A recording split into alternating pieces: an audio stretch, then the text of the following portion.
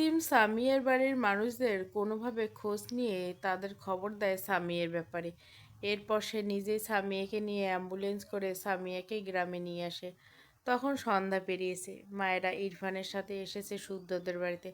সে মূলত সামিয়াকে দেখার জন্য এসেছে। মায়েরা ভেতরে এসে ফারাকে দেখে অবাক হলো। ফারা এখানে জানতো না। এদিকে ফারা হঠাৎ মায়েরাকে দেখে খানিকটা অবাক হলো। ফারা আর শুদ্ধ ভার্সিটি থেকে ফিরে ফ্রেশ হয়ে খেয়ে দেয়ে গ্রামের উদ্দেশ্যে রওনা দিয়েছিল। খুব বেশিক্ষণ হয়নি তারা এসে পৌঁছেছে। শুদ্ধ তাকে বাড়িতে রেখে কি যেন কাজে বেরিয়ে গেছিল। বলছিল ফিরতে একটু লেট হবে। টিনা বেগম মায়েরাকে দেখে অবাক হলো না। এই তো আধ ঘন্টা হবে সে সামিয়ার খবর পেয়েছে। গ্রামে আনা হয়েছে সামিয়াকে। গ্রামে যে কোনো খবর এমনিই ছড়িয়ে যায়। টিনা বেগম মলিন মুখে মায়েরার দিকে চেয়ে আছেন। মায়েরা এগিয়ে গিয়ে টিনা বেগমকে জড়িয়ে ধরে ফুপিয়ে উঠিয়ে বলে, আম্মাজান, সামি আপু। ভদ্রমহিলা মায়েরাকে জড়িয়ে ধরলেন। চোখের কোণে পানি। তার পেটে ধরা একটি মেয়েও না থাকুক, কিন্তু তিনটি মেয়ে ছিল তার, মায়েরা, সামিয়া আর ফারহা। এদের সাথে তিনি মেয়ের মতো করে সময় কাটিয়েছেন। এখনও ভাবেনি এরা তার মেয়ে নয়। কিন্তু স্বামীর মেয়েটাকে তিনি নিজের অজান্তে কষ্ট দিয়েছিলেন। আজ হঠাৎ স্বামীর মৃত্যুর খবর মানুষটাকে কেমন যেন নির্জীব করে দিয়েছে। তৃণবাবু মায়েরাকে ছাড়িয়ে তার ঘরের দিকে যেতে যেতে বললেন, একটু দাঁড়াও মা, গায়ে বোরখাটা জড়িয়ে আসছি, এরপর স্বামীর ওখানে যাব। মায়েরা নাক টেনে সম্মতি দিল। ইরফান এগিয়ে এসে মায়েরার গালে হাত দিয়ে বলল, ডোন্ট ক্রাই বাটফ্লাওয়ার। মায়েরার ভেজা চোখে ইরফানের দিকে চেয়ে রইল। ইরফান দু হাতে মায়েরার মুখ মুছে দিয়ে মৃদুস্বরে বলল, ইসরুল, তুমি কান্না অফ করো বাটফ্লাওয়ার। মায়েরা নাক টানলো। ফাড়া বাঁকা চোখে চেয়ে আছে মায়েরার দিকে। তার শাশুড়িকে দেখে ফাড়া আর অবাকে সীমা চূড়ায়। সে আসলে বুঝে গেছে কি হয়েছে। এগিয়ে এসে বলে, কি হয়েছে মায়েরা? মায়েরা ঘাড় বাঁকিয়ে ফাড়ার দিকে চেয়ে বলো, এই গ্রামে আমার একটা আপু মারা গেছে ফাড়া আপু। ফাড়া মন খারাপ বললো, ও। মায়েরা ইরফানের উদ্দেশ্যে বলল, আপনি ঘরে যান, আমি আম্মাজানের সাথে আপুকে দেখতে যাব। টিনা বেগম মায়েরা আর ফারাকে নিয়ে সামিয়াদের বাড়ি এসেছেন। চারপাশে অনেক মানুষ। টিনা বেগম এগিয়ে গিয়ে সামিয়ার খাটিয়ার পাশে বসলেন। আশেপাশে বয়সী কিছু মেয়ে, সাথে সামিয়ার মামি মামা, শহরে যাদের বাড়িতে সামিয়া ছিল তার কাকা কাকি, সকলের চোখে পানি। সামিয়ার কাকার মেয়ে সীমা, যার সাথে সামিয়া এই 1 বছর ছিল, মেয়েটি সবচেয়ে বেশি ভেঙে পড়ছেন। সে এখন এই বাড়িতে একা একা কী করে থাকবেন? সামিয়ার দুটো দুঃখের কথা না শুনে তার দিন কিভাবে পার হবে? সে স্বামীকে আর কথা শোনাবে না, বলবে না, স্বামীয়া তুই আর কত সেই বিয়াত্তা পুরুষ নিয়ে পড়ে থাকবি? স্বামীয়া তাকে পাল্টা জবাব দিবে না, আমি পারবো না রে। কথাগুলো ভেবে সীমার দলা পাকিয়ে কাঁদতে ইচ্ছা করলো। টিনা বেগম স্বামীর মুখের উপর থেকে কাপড়টা সরিয়ে ফেললেন। চোখ থেকে কয়েক ফোঁটা পানি গড়িয়ে পড়ল। ডান হাতে স্বামীর গালে বুলিয়ে মৃদুস্বরে বলল, তোর এই খারাপ আম্মাটাকে ক্ষমা করিস মা। মায়েরা ফাড়া পাশাপাশি দাঁড়িয়েছে। মায়েরা চোখ ভেজা। ফাড়া আশপাশ থেকে দৃষ্টি নামিয়ে মাথা নিচু করে তাকায়। সামিয়ার মুখটা চোখের সামনে ভেসে ওঠে। ফাড়া বিস্ময়ে চোখ তাকায়। স্বামীকে সে ভুলে যায়নি। এটা তো সেই মেয়ে যার সাথে শুদ্ধর বিয়ে ঠিক করেছিল শুদ্ধর মা। ফাড়া এত খারাপ লাগলো মেয়েটার জন্যে। তার পাশ থেকে কে যেন ফিসফিস করে বলল, আমার মনে হয় স্বামী আত্মহত্যা করছে। ওই যে আমাদের গ্রামের শুদ্ধ নামের ছেলেটা, ওর জন্যই তো এই মেয়ে বিয়ে করেছিল না, এখন আত্মহত্যা করেছে আর নাম দিয়েছে অ্যাক্সিডেন্ট। একদম ঠিক বলছিস।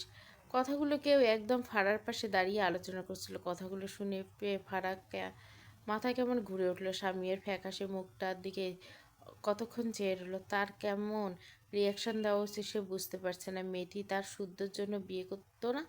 শুদ্ধর জন্য কি কোনোভাবে এই অবস্থা? ফারার কেন যেন কষ্ট হলো। সে এই মেয়েটাকে অনেক কষ্ট দিয়েছে শুদ্ধের জীবনে এসে, কিন্তু সে আর শুদ্ধ একে অপরকে ভালোবাসে। তবুও ফারার চোখ জোড়া ভিজল। মেয়েটি শুদ্ধর জন্য এত কষ্ট পেল কেন? শুদ্ধ তো তার স্বামী। ফারা মায়েরাকে বলে, তার খারাপ লাগছে তাই বাড়ি যাচ্ছে, এটুকু বলে দ্রুত জায়গাটা প্রস্থান করে। সে জানে না তার কেন এত খারাপ লাগছে। কিছু দূর গিয়ে দেখলো শুদ্ধ তাদের বাড়ির সামনে দাঁড়িয়ে আছে। ফারা রাতের অন্ধকারে কোনো দিকে না থেকে শুদ্ধর দিকে দৌড়ে গেল। শুদ্ধ দুবার কলিং বেল চেপেছে। তখনই পিছন থেকে শব্দ পেয়ে পিছু ফিরে তাকালে ফারাকে এভাবে দৌড়ে আসতে থেকে অবাক হলো। কয়েক পা এগিয়ে যেতে ফারা দৌড়ে এসে শুদ্ধকে জাপটে ধরল। শুদ্ধ অবাক হয়ে সাথে সাথে চিন্তিত, এত রাতে তার বউটা বাইরে কেন, আর এভাবে দৌড়ে বা আসছে কেন? যখন বুঝলো ফাড়া ফুপি ফুপে কাঁদছে তখন ছেলেটা আরো চিন্তিত হয়ে গেল। দু হাতের মাঝে ফাড়ার মুখ আগলে নিয়ে চিন্তিত কণ্ঠে বলে, কি হয়েছে ফাড়া, কাঁদছো কেন? পিছনে মায়েরাকে থেকে অবাক হলো। মায়েরা কখন আসলো? এসব ভাবনার আগে শুদ্ধ মৃদু স্বরে বলল, কি হয়েছে মায়েরা? মায়েরা ঢোক গিলল। ফাড়া শুদ্ধকে ছেড়ে শুদ্ধর হাত ধরে গেটের সামনে দাঁড়ায়। তখনই ভেতর থেকে ইরফান দরজা খুলে বেরিয়ে এসে শুদ্ধ ইরফানকে দেখে ভুরু কুচকে বলে, তুই কখন আসলি? ইরফান বাইরে বেরোতে বেরোতে বলে, কিছুক্ষণ আগে। ফাড়া শুদ্ধর হাত ধরে টেনে ভেতরে নিয়ে যায়। শুদ্ধ ভীষণ অবাক হয় ফাড়ার ব্যাপারে, কিন্তু কিছু বলল না। ফাড়া পিছু পিছু গেল। ইরফান বাইরে বেরিয়ে এসে মায়েরার সামনে দাঁড়িয়ে মৃদু স্বরে বলল, আর ইউ ওকে? মায়েরা নাক টেনে বলল, আপনি কোথায় যাচ্ছেন? মসজিদে যাচ্ছিলাম। মায়েরা চুপ করে ইরফানের দিকে চেয়ে রইল। ইরফান মায়েরাকে টেনে জড়িয়ে নিল। মৃদু স্বরে বলল, সরি বাটফার, আই নো তুমি ওই মেয়েটাকে দেখতে পাওনি বলে তোমার খারাপ লাগছে। আমি ভেবেছিলাম তোমাকে কিছুক্ষণ পর ওর সাথে মিট করাতে নিয়ে যাবো, বাট। একটু থেমে মায়েরার মুখটা তার দুই হাতের আঁচড়ায় নিয়ে মায়েরার চোখের দিকে তাকিয়ে মৃদুস্বরে বলল, I am sorry little girl. মায়েরা ভেজে চোখে ইরফানের দিকে চেয়ে বলে, নিয়তি বলে কথা আছে জানেন শিশলা? আসলে স্বামীয়াপুর হায়াত এই পর্যন্ত ছিল। স্বামীয়াপুর নিয়তি এমন ছিল, তার নিয়তি ছিল না আমি বা তার আপন কেউ তার পাশে থাকুক। তাই সে একা একাই তার বাবা মায়ের কাছে চলে গেছে। ইরফান মায়েরার কপালে চুমু আঁকে। মায়েরা নাক টেনে বলে, স্বামী আপু শুদ্ধ ভাইয়ের জন্য অনেক কষ্ট পেত শিশলা, আপনি জানেন? স্বামী আপু শুদ্ধ ভাইয়ের জন্য আর কাউকে বিয়ে করেনি, এমনকি অনেকগুলো বিয়ে ভেঙে দিছে।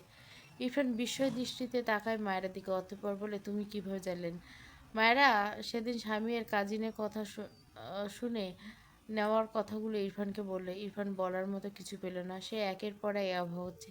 এখানে কাকে দোষারোপ করবে? শুদ্ধ তো জানেই না স্বামী তাকে ভালোবাসে। তাছাড়া শুদ্ধ ফারাকে ভালোবেসে নিজেই কোথায় মাঝখান থেকে স্বামীর জন্য ভীষণ খারাপ লাগতো তার। মায়েরা ইরফানের বুকে মাথা রেখে বলল, নামাজের পর আপুকে কবর দিবে, আপনি জানাজায় যাবেন শিশুলা প্লিজ? ইরফান মায়েরার মাথায় চুমু এঁকে মৃদু স্বরে বলে, যাবো বাটফ্লাওয়ার, আর কাঁদবে না ওকে? ফারা ঘরে এসে সেই থেকে ফুপিয়ে খাচ্ছে। শুদ্ধ অসহায় চোখে চেয়ে আছে ফারার দিকে। কি হয়েছে তার পাখিরে? সে তো ভালো হাসি খুশি বউকে বাড়িতে লেখাগুলো বাড়িয়ে সে এমন করছে কেন? শুদ্ধ ফারাকে আগলে নিয়ে বলে, এই ফারা পাখি কি হয়েছে বলো? আমি কি অন্য ভুল করছি এজন্য কাঁদছো? ফারা ভেজা চোখে শুদ্ধর দিকে চেয়ে বলল, আমি তোমাকে অনেক ভালোবাসি।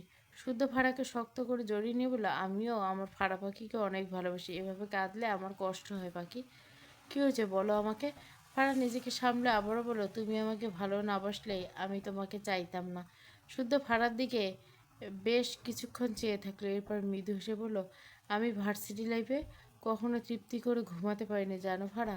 কারণ আমি জানতাম আমি তোমার বাবার স্ট্যাটাসে না যেতে পারলে তুমি অন্য কারো বউ হবে। এই ভাবনা আমার লাইফ থেকে ঘুম কেড়ে নিয়েছিল। একটু থেমে আবার বলল, ইরফান বেশ ভালো স্টুডেন্ট ছিল। আমি খারাপ ছিলাম না ঠিক তা না, কিন্তু তা থাকে না, প্রতিটা মানুষের একটা লিমিটেশন। আমারও লিমিটেশন ছিল। আমি টপার হতে পারতাম না। এভাবে চললে কিভাবে হবে? আমি ভার্সিটি লাইফে রাতে কখনো 5 ঘন্টা ঘুমাইনি, প্রচুর পড়তাম। মাঝে মাঝে ইরফানরা বাইকে রাইডে যেত, আমি মেসের থেকে যেতাম, পড়তাম।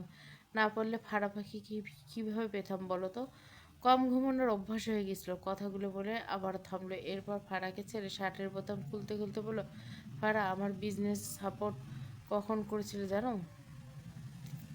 আমি ভার্সিটির লেকচার হওয়ার পর। এর আগে আমাকে দেওয়া তার শর্ত ছিল, আমি এস্টাবলিশ না হতে পারলে তোমাকে অন্য কারোর সাথে বিয়ে দেওয়া হবে। ফারা অবাক হয়ে তাকায় শুদ্ধর দিকে। শুদ্ধ গায়ের শার্ট খুলে রেখে ফারার সামনে দাঁড়িয়ে বলে, ভাই ভাই হিসেবে তার জায়গায় ঠিক। আমার তার প্রতি কখনো অভিযোগ ছিল না, এখনও নেই। তুমি আমার নিয়তিতে ছিলে, আমি পেয়েছি, কিন্তু ভীষণ ভালোবেসেছিলাম তোমায়, অনেকটা স্ট্রাগল করেছি।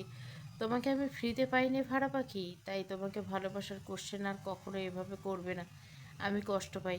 কথাটা বলে শুদ্ধ ফাড়ার দিকে চেয়ে মৃদু হাসলো। এরপর ওয়াশরুমে যেতে যেতে মিটি মিটি হেসে বলে, স্পেশাল আইসক্রিম এনেছি তোমার জন্য, খেয়ে বলবে কিন্তু কেমন হয়েছে। ফারা কিছু বলল না, অবাক হয়ে শুদ্ধকে দেখলো। পরদিন বিকালে নাসিম আর তার মা এয়ারপোর্টে দাঁড়িয়ে আছে, আর ঘন্টাখানেক পর তাদের ফ্লাইট। নাসিম মূলত ইরফানের সাথে সব ঠিক করতে বাংলাদেশে এসেছিল, কিন্তু ঘটনা উল্টো হয়ে গেল। সে এক বন্ধুকে ফেরত পেতে এসেছিল, অথচ এখানে এসে আরও একজন বন্ধু হিসেবে না পাওয়ার আফসোসের পাল্লায় বাড়ল। বেশ কিছুক্ষণ পর মেয়ে কণ্ঠে নাসিম বাম দিকে ফিরে থাকে। অন্তরাকে দেখে অবাক হলো না। গতকাল সে অন্তরাকে কল করেছিল। কয়েকদিন পর অন্তরা সেই আগের নাম্বার খোলা পেয়ে কল করেছিল। টুকটাক কথা বলছিল, এরপর এখানে আসতে বলছে। অন্তরা এগিয়ে এসে নাসিমের মাকে সালাম দিল, টুকটাক কথা বলল। এরপর নাসিমের মা খানিক দূরে গিয়ে বসলেন। নাসিম অন্তরার দিকে তাকায়, অন্তরা নিজেও তাকায় নাসিমের দিকে। দুজনে কিছুটা বিব্রত বোধ করলো। তাদের লাশ দেখা ছিল। নাসিম অন্তরাকে বেশ কয়েকটা থাপ্পড় দিয়েছিল। নাসিম গলা ছেড়ে বলল, থাপ্পড়ের জন্য সরি বলবো না, ওটা তো প্রাপ্য ছিল। কাজটা ঠিক করিস নি, বারবিডলকে মারা যেত পারত, সেখানে তোর ক্রেডিট 50% থাকতো। আর বারবিডলের কিছু হলে ইরফান সত্যি পাগল হয়ে রাস্তায় ঘুরত। তুই বারবিডলের কথা না ভাবলো আমাদের ফ্রেন্ড ইরফানের কথা একবার ভাবতেই। অন্তরা দীর্ঘশ্বাস ফেলে মৃদু হেসে বলল, আমি তোদের কাছে অনেক খারাপ মেয়ে, তাই না? নাসিম অন্তরার দিকে চেয়ে বলল, খারাপ কাজ করা ভালো খেতারকে পায় না। অন্তরা মলিন হাসলো, ভালোবেসে তোর মতো মহান হতে অনেকেই পারে, কিন্তু ভালোবেসে খারাপ কজন হতে পারে? আমি না হয় বন্ধুর খাতায় খারাপ মেয়ে হিসেবে থাকলাম, পেছনের কারণটা যখন ভালোবাসা, তখন খারাপ হওয়ার উপাধিটুকুও আমার খারাপ লাগে না। একটু থেমে আবারও বলে, ইরফান তোকে এত কথা শোনায়, ইগনোর করে, তবুও তুই ওর কথা ভাবিস কেন? নাসিম হাসলো, প্যান্টের পকেটে হাত রেখে বলল, আমাদের ফ্রেন্ডশিপ ছোটবেলায়, তোর সাথে পরিচয় অল্প কয়েক বছর, এই তুই আমাদের চিনলি। স্পেশালি ইরফানকে একটু চিনিস না। ইরফান বারবিডলের পিছনে লাগার জন্য ওর আপন ফুফুতো ভাইকে হসপিটালে বেডে পাঠিয়েছে 7 মাসের বেশি সময়ের জন্য। আমি ওর রক্তের কেউ না, তবু সুস্থ সবল হেঁটে বেড়াচ্ছি, কানেকশনটা বুঝতে হবে। শুদ্ধ পেছন থেকে বলল, আরে এটা অন্তরা নাকি? কোন গুহা থেকে বেরোলি?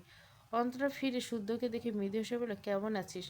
শুদ্ধ অসহায় কণ্ঠে বলল, ফারা ওর সেকেন্ড শাশুড়ি ছাড়া ভালো নেই। আমার একটাই বউ, আমি কেমনে ভালো থাকি বল? তুই কেমন আছিস মা? এই তো আছি। হারিয়েছিলি কোথায়? তোর ছোট বোনের খোঁজ করতে করতে আমার বউটা আত্মহর হয়ে গেল।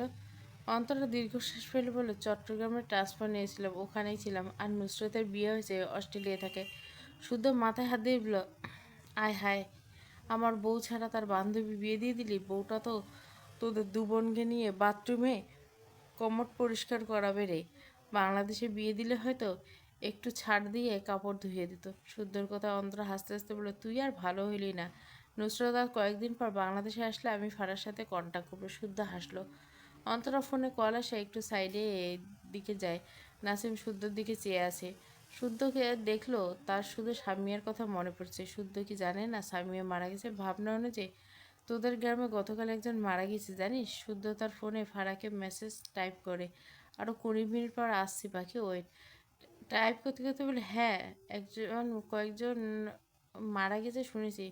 তুই আমাদের গ্রামের মৃত্যুর হার বের করবি নাকি? নাসিম শুদ্ধর দিকে তীক্ষ্ণ চোখে চাইল, তোর সাথে একজনের বিয়ে ঠিক হয়েছিল, তার কথা তোর মনে আছে শুদ্ধ? শুদ্ধ হেসে বলো, এই বউটা মারাত্মক জ্বালায়, বাট বহুত ভালো পাখি আমার। নাসিম আবারও বলো, তোর সাথে একজনের বিয়ে ঠিক ছিল, তার কথা তোর মনে আছে শুদ্ধ?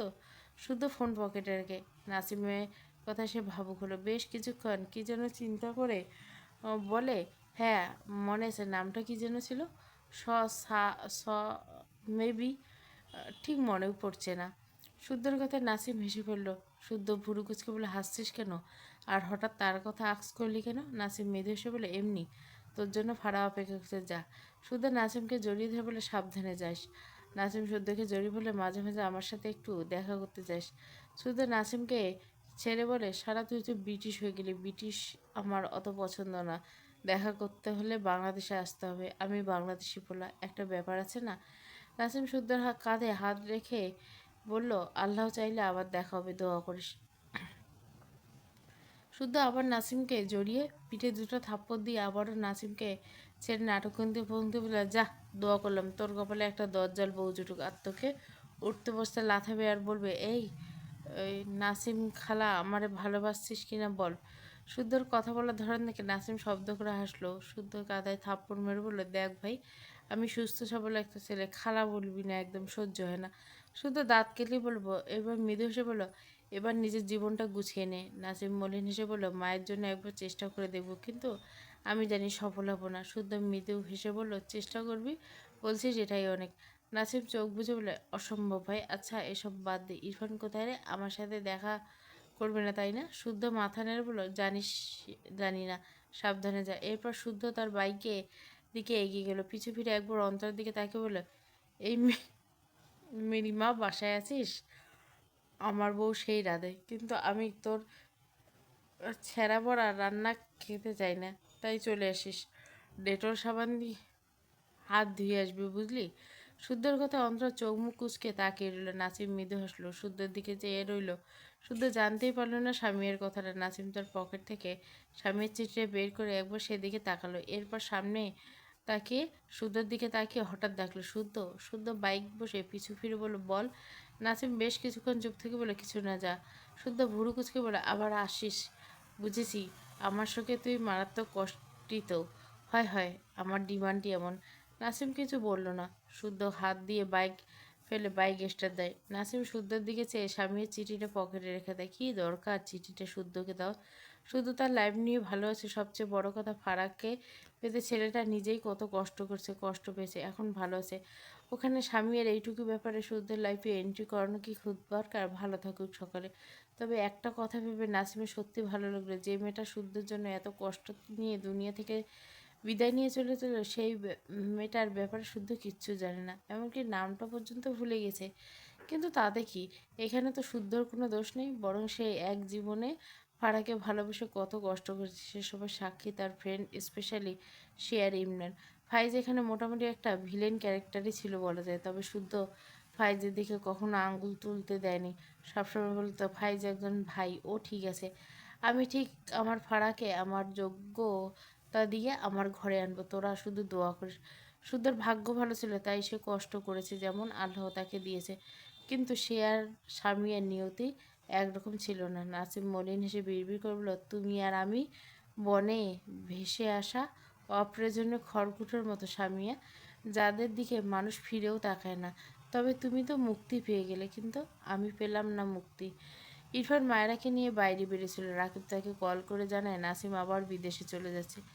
ইরফান কথাটা শুনে তখনই এয়ারপোর্টের উদ্দেশ্যে গাড়ি ঘোরায়। প্রায় 10 মিনিটের মাঝে এয়ারপোর্টে এসে পৌঁছায়। গাড়ি থামিয়ে ঘাড় বাঁকিয়ে মায়েরার দিকে তাকে বলে, এখান থেকে বের হবে না, ওকে? মায়েরা মাথা নাড়ি বলে, আচ্ছা। ইরফান দু হাতে মাঝে মায়েরার মুখটা মৃদুস্বরে বলে, বের হবে না এখান থেকে? তুমি গাড়ি থেকে বের হলে আমি ভীষণ রেগে যাব, but I don't want this. মায়েরা মৃদু হেসে বলে, বের হবো না সত্যি। আপনি এত ভয় পান কেন? ইরফান মায়েরার মুখে দৃষ্টি বুলিয়ে মৃদুস্বরে বলল, তোমাকে হার্ট করতে ভয় পাই বাটফ্লার। মায়েরা কপাল ভয় পেয়ে বাটফ্লার। মায়েরা কপাল চাপড়ে বলল, আপনি তো আমাকে হার্ট করেন না। ইরফান ছোট করে বলে, করে ফেলি। কথাটা বলে মায়েরাকে ছেড়ে গাড়ি থেকে বেরিয়ে যেতেছে, আবার গম্ভীর গম্ভীরে, বাইরে বেরোলে পা কেটে গলায় ঝুলিয়ে দেবো। মায়েরা হতাশ হয়ে ইরফানের দিকে চেয়ে থাকে। গ্লাস দিয়ে দৃষ্টি বাইরে দিয়ে খানিকটা দূরে নাসিমকে দেখতে পায়। ইরফান সেদিকে এগোচ্ছে। মায়েরা কিছুটা আন্দাজ করতে পারছে হয়তো নাসিম আর ইরফানের সাথে ঝামেলা চলে, কিন্তু কী নিয়ে তা স্পষ্ট বুঝতে পারে না, আবার একটু একটু বুঝতে পারে। নাসিম উল্টো ঘুরে দুপা এগোলে পিছন থেকে ইরফানের কণ্ঠে নাসিম পা থেমে যায়। দ্রুত পিছু ফিরে তাকায়। ইরফান দৃষ্টি নরম। নাসিম জিভ দিয়ে ঠোঁট ভিজে উচ্চারণ করে, ইরফান তুই। ইরফান এগিয়ে এসে বলে, তুই এত সেলফিশ কেন রে নাসিম? নাসিমের গলায় জোর নেই। ইরফান নাসিম অবাক হয়ে দেখে ইরফানকে। ইরফান নাসিমের কাঁধে ধাক্কা দিয়ে বলে, সেলফিশ? আমার ফ্রেন্ড হয়েছিলি কেন? Answer me. নাসিম ঢোক গেল। ইরফান রেগে নাসিমের কলার ধরে, ফুল 1 ইয়ার আমাকে নিজের খোঁজ দিস নে, আর আজ আবার পালিয়ে যাচ্ছিস? এই এত সেলফিশ পার্সন হয়ে আমার লাইফে আসার মানে কি ছিল? আমি রাগ করছি, তুমি ভাঙাতে যাবি না স্টেজ। নাসিম অদ্ভুতভাবে তাকায় ইরফানের দিকে, মৃদুস্বরে বলে, তোর সামনে গেলে তুই খুন করবি বললি? ইরফান দাঁতে দাঁত চেপে বলে, হ্যাঁ তো, খুন হবি। নাসিম চোখ বড় বড় করে তাকায়, না চাইতেও হেসে ফেলে। ইরফান রেগে বলে, নাসিম নিজেকে সামনে বলে, সরি, মিস্টেক। নাসিম ইরফানের কলার ছেড়ে দেয়, যেখানে যাচ্ছিলি যা, আর একবার যদি তো আমার আশেপাশে দেখছি, তোকে সত্যি করে ফেলবো আমি। নাসিম দ্রুত ইরফানকে জড়িয়ে ধরে। ইরফান নাসিমে নিজের থেকে ছাড়াতে চাইলে নাসিম ছাড়লো না। ভারী গেল বলে, তোকে অনেক মিস করি ব্রো। ইরফান ফোঁস করে শ্বাস ফেললো, একটু কিছু বলল না, ঠোঁট বাঁকিয়ে একটু হাসলো। মৃদুস্বর বলল, কবে আসবি? নাসিম ইরফানকে ছেড়ে ভুরু কুচকে বলে, আসতেই হবে? ইরফান গম্ভীর গলা বলে, হবে। আমাদের ফ্রেন্ড হয়ে ফেসে গেছিস, মৃত্যুর আগ পর্যন্ত এই ফাঁসির দড়ি গলায় ঝুলবে। নাসিম হাসলো, অতঃপর বলে, হেডমাস্টার রাগ না করলে সত্যি আর আসতাম না, কিন্তু এখন আসবো। ইরফান বিরক্ত চোখে তাকায়। নাসিম মুখ লুকিয়ে একটু হাসলো। এই শব্দ বললে ইরফান রেগে যায়। ছোটবেলায় তারা স্কুলে হেডমাস্টারকে মেটপোটা হেডমাস্টার বলে ডাকতো, এখন বড় হয়ে ইরফানকে সেই ডাক দিলেও এ ডাকবে। ইরফান গম্ভীর করে বলল, ফালতু বক বক অফ কর। নাসিম মাথা নেড়ে বলল, ওকে। তুই বিজনেসের কাজে গেলে আমার সাথে কন্ট্যাক্ট করি। ইরফান ছোট করে বলল, হুম। নাসিম ঘড়িতে সময় দেখে বললে, টাইম হয়ে গেছে, যাচ্ছি তাহলে। কথাটা বলে সামনে এগিয়ে গিয়ে ইরফান পিছন থেকে বলল, তোর বিয়ে করা উচিত। ইরফানের গলায় কথায় নাসিম হেসে পড়ল। কেটে প্রবেশ করে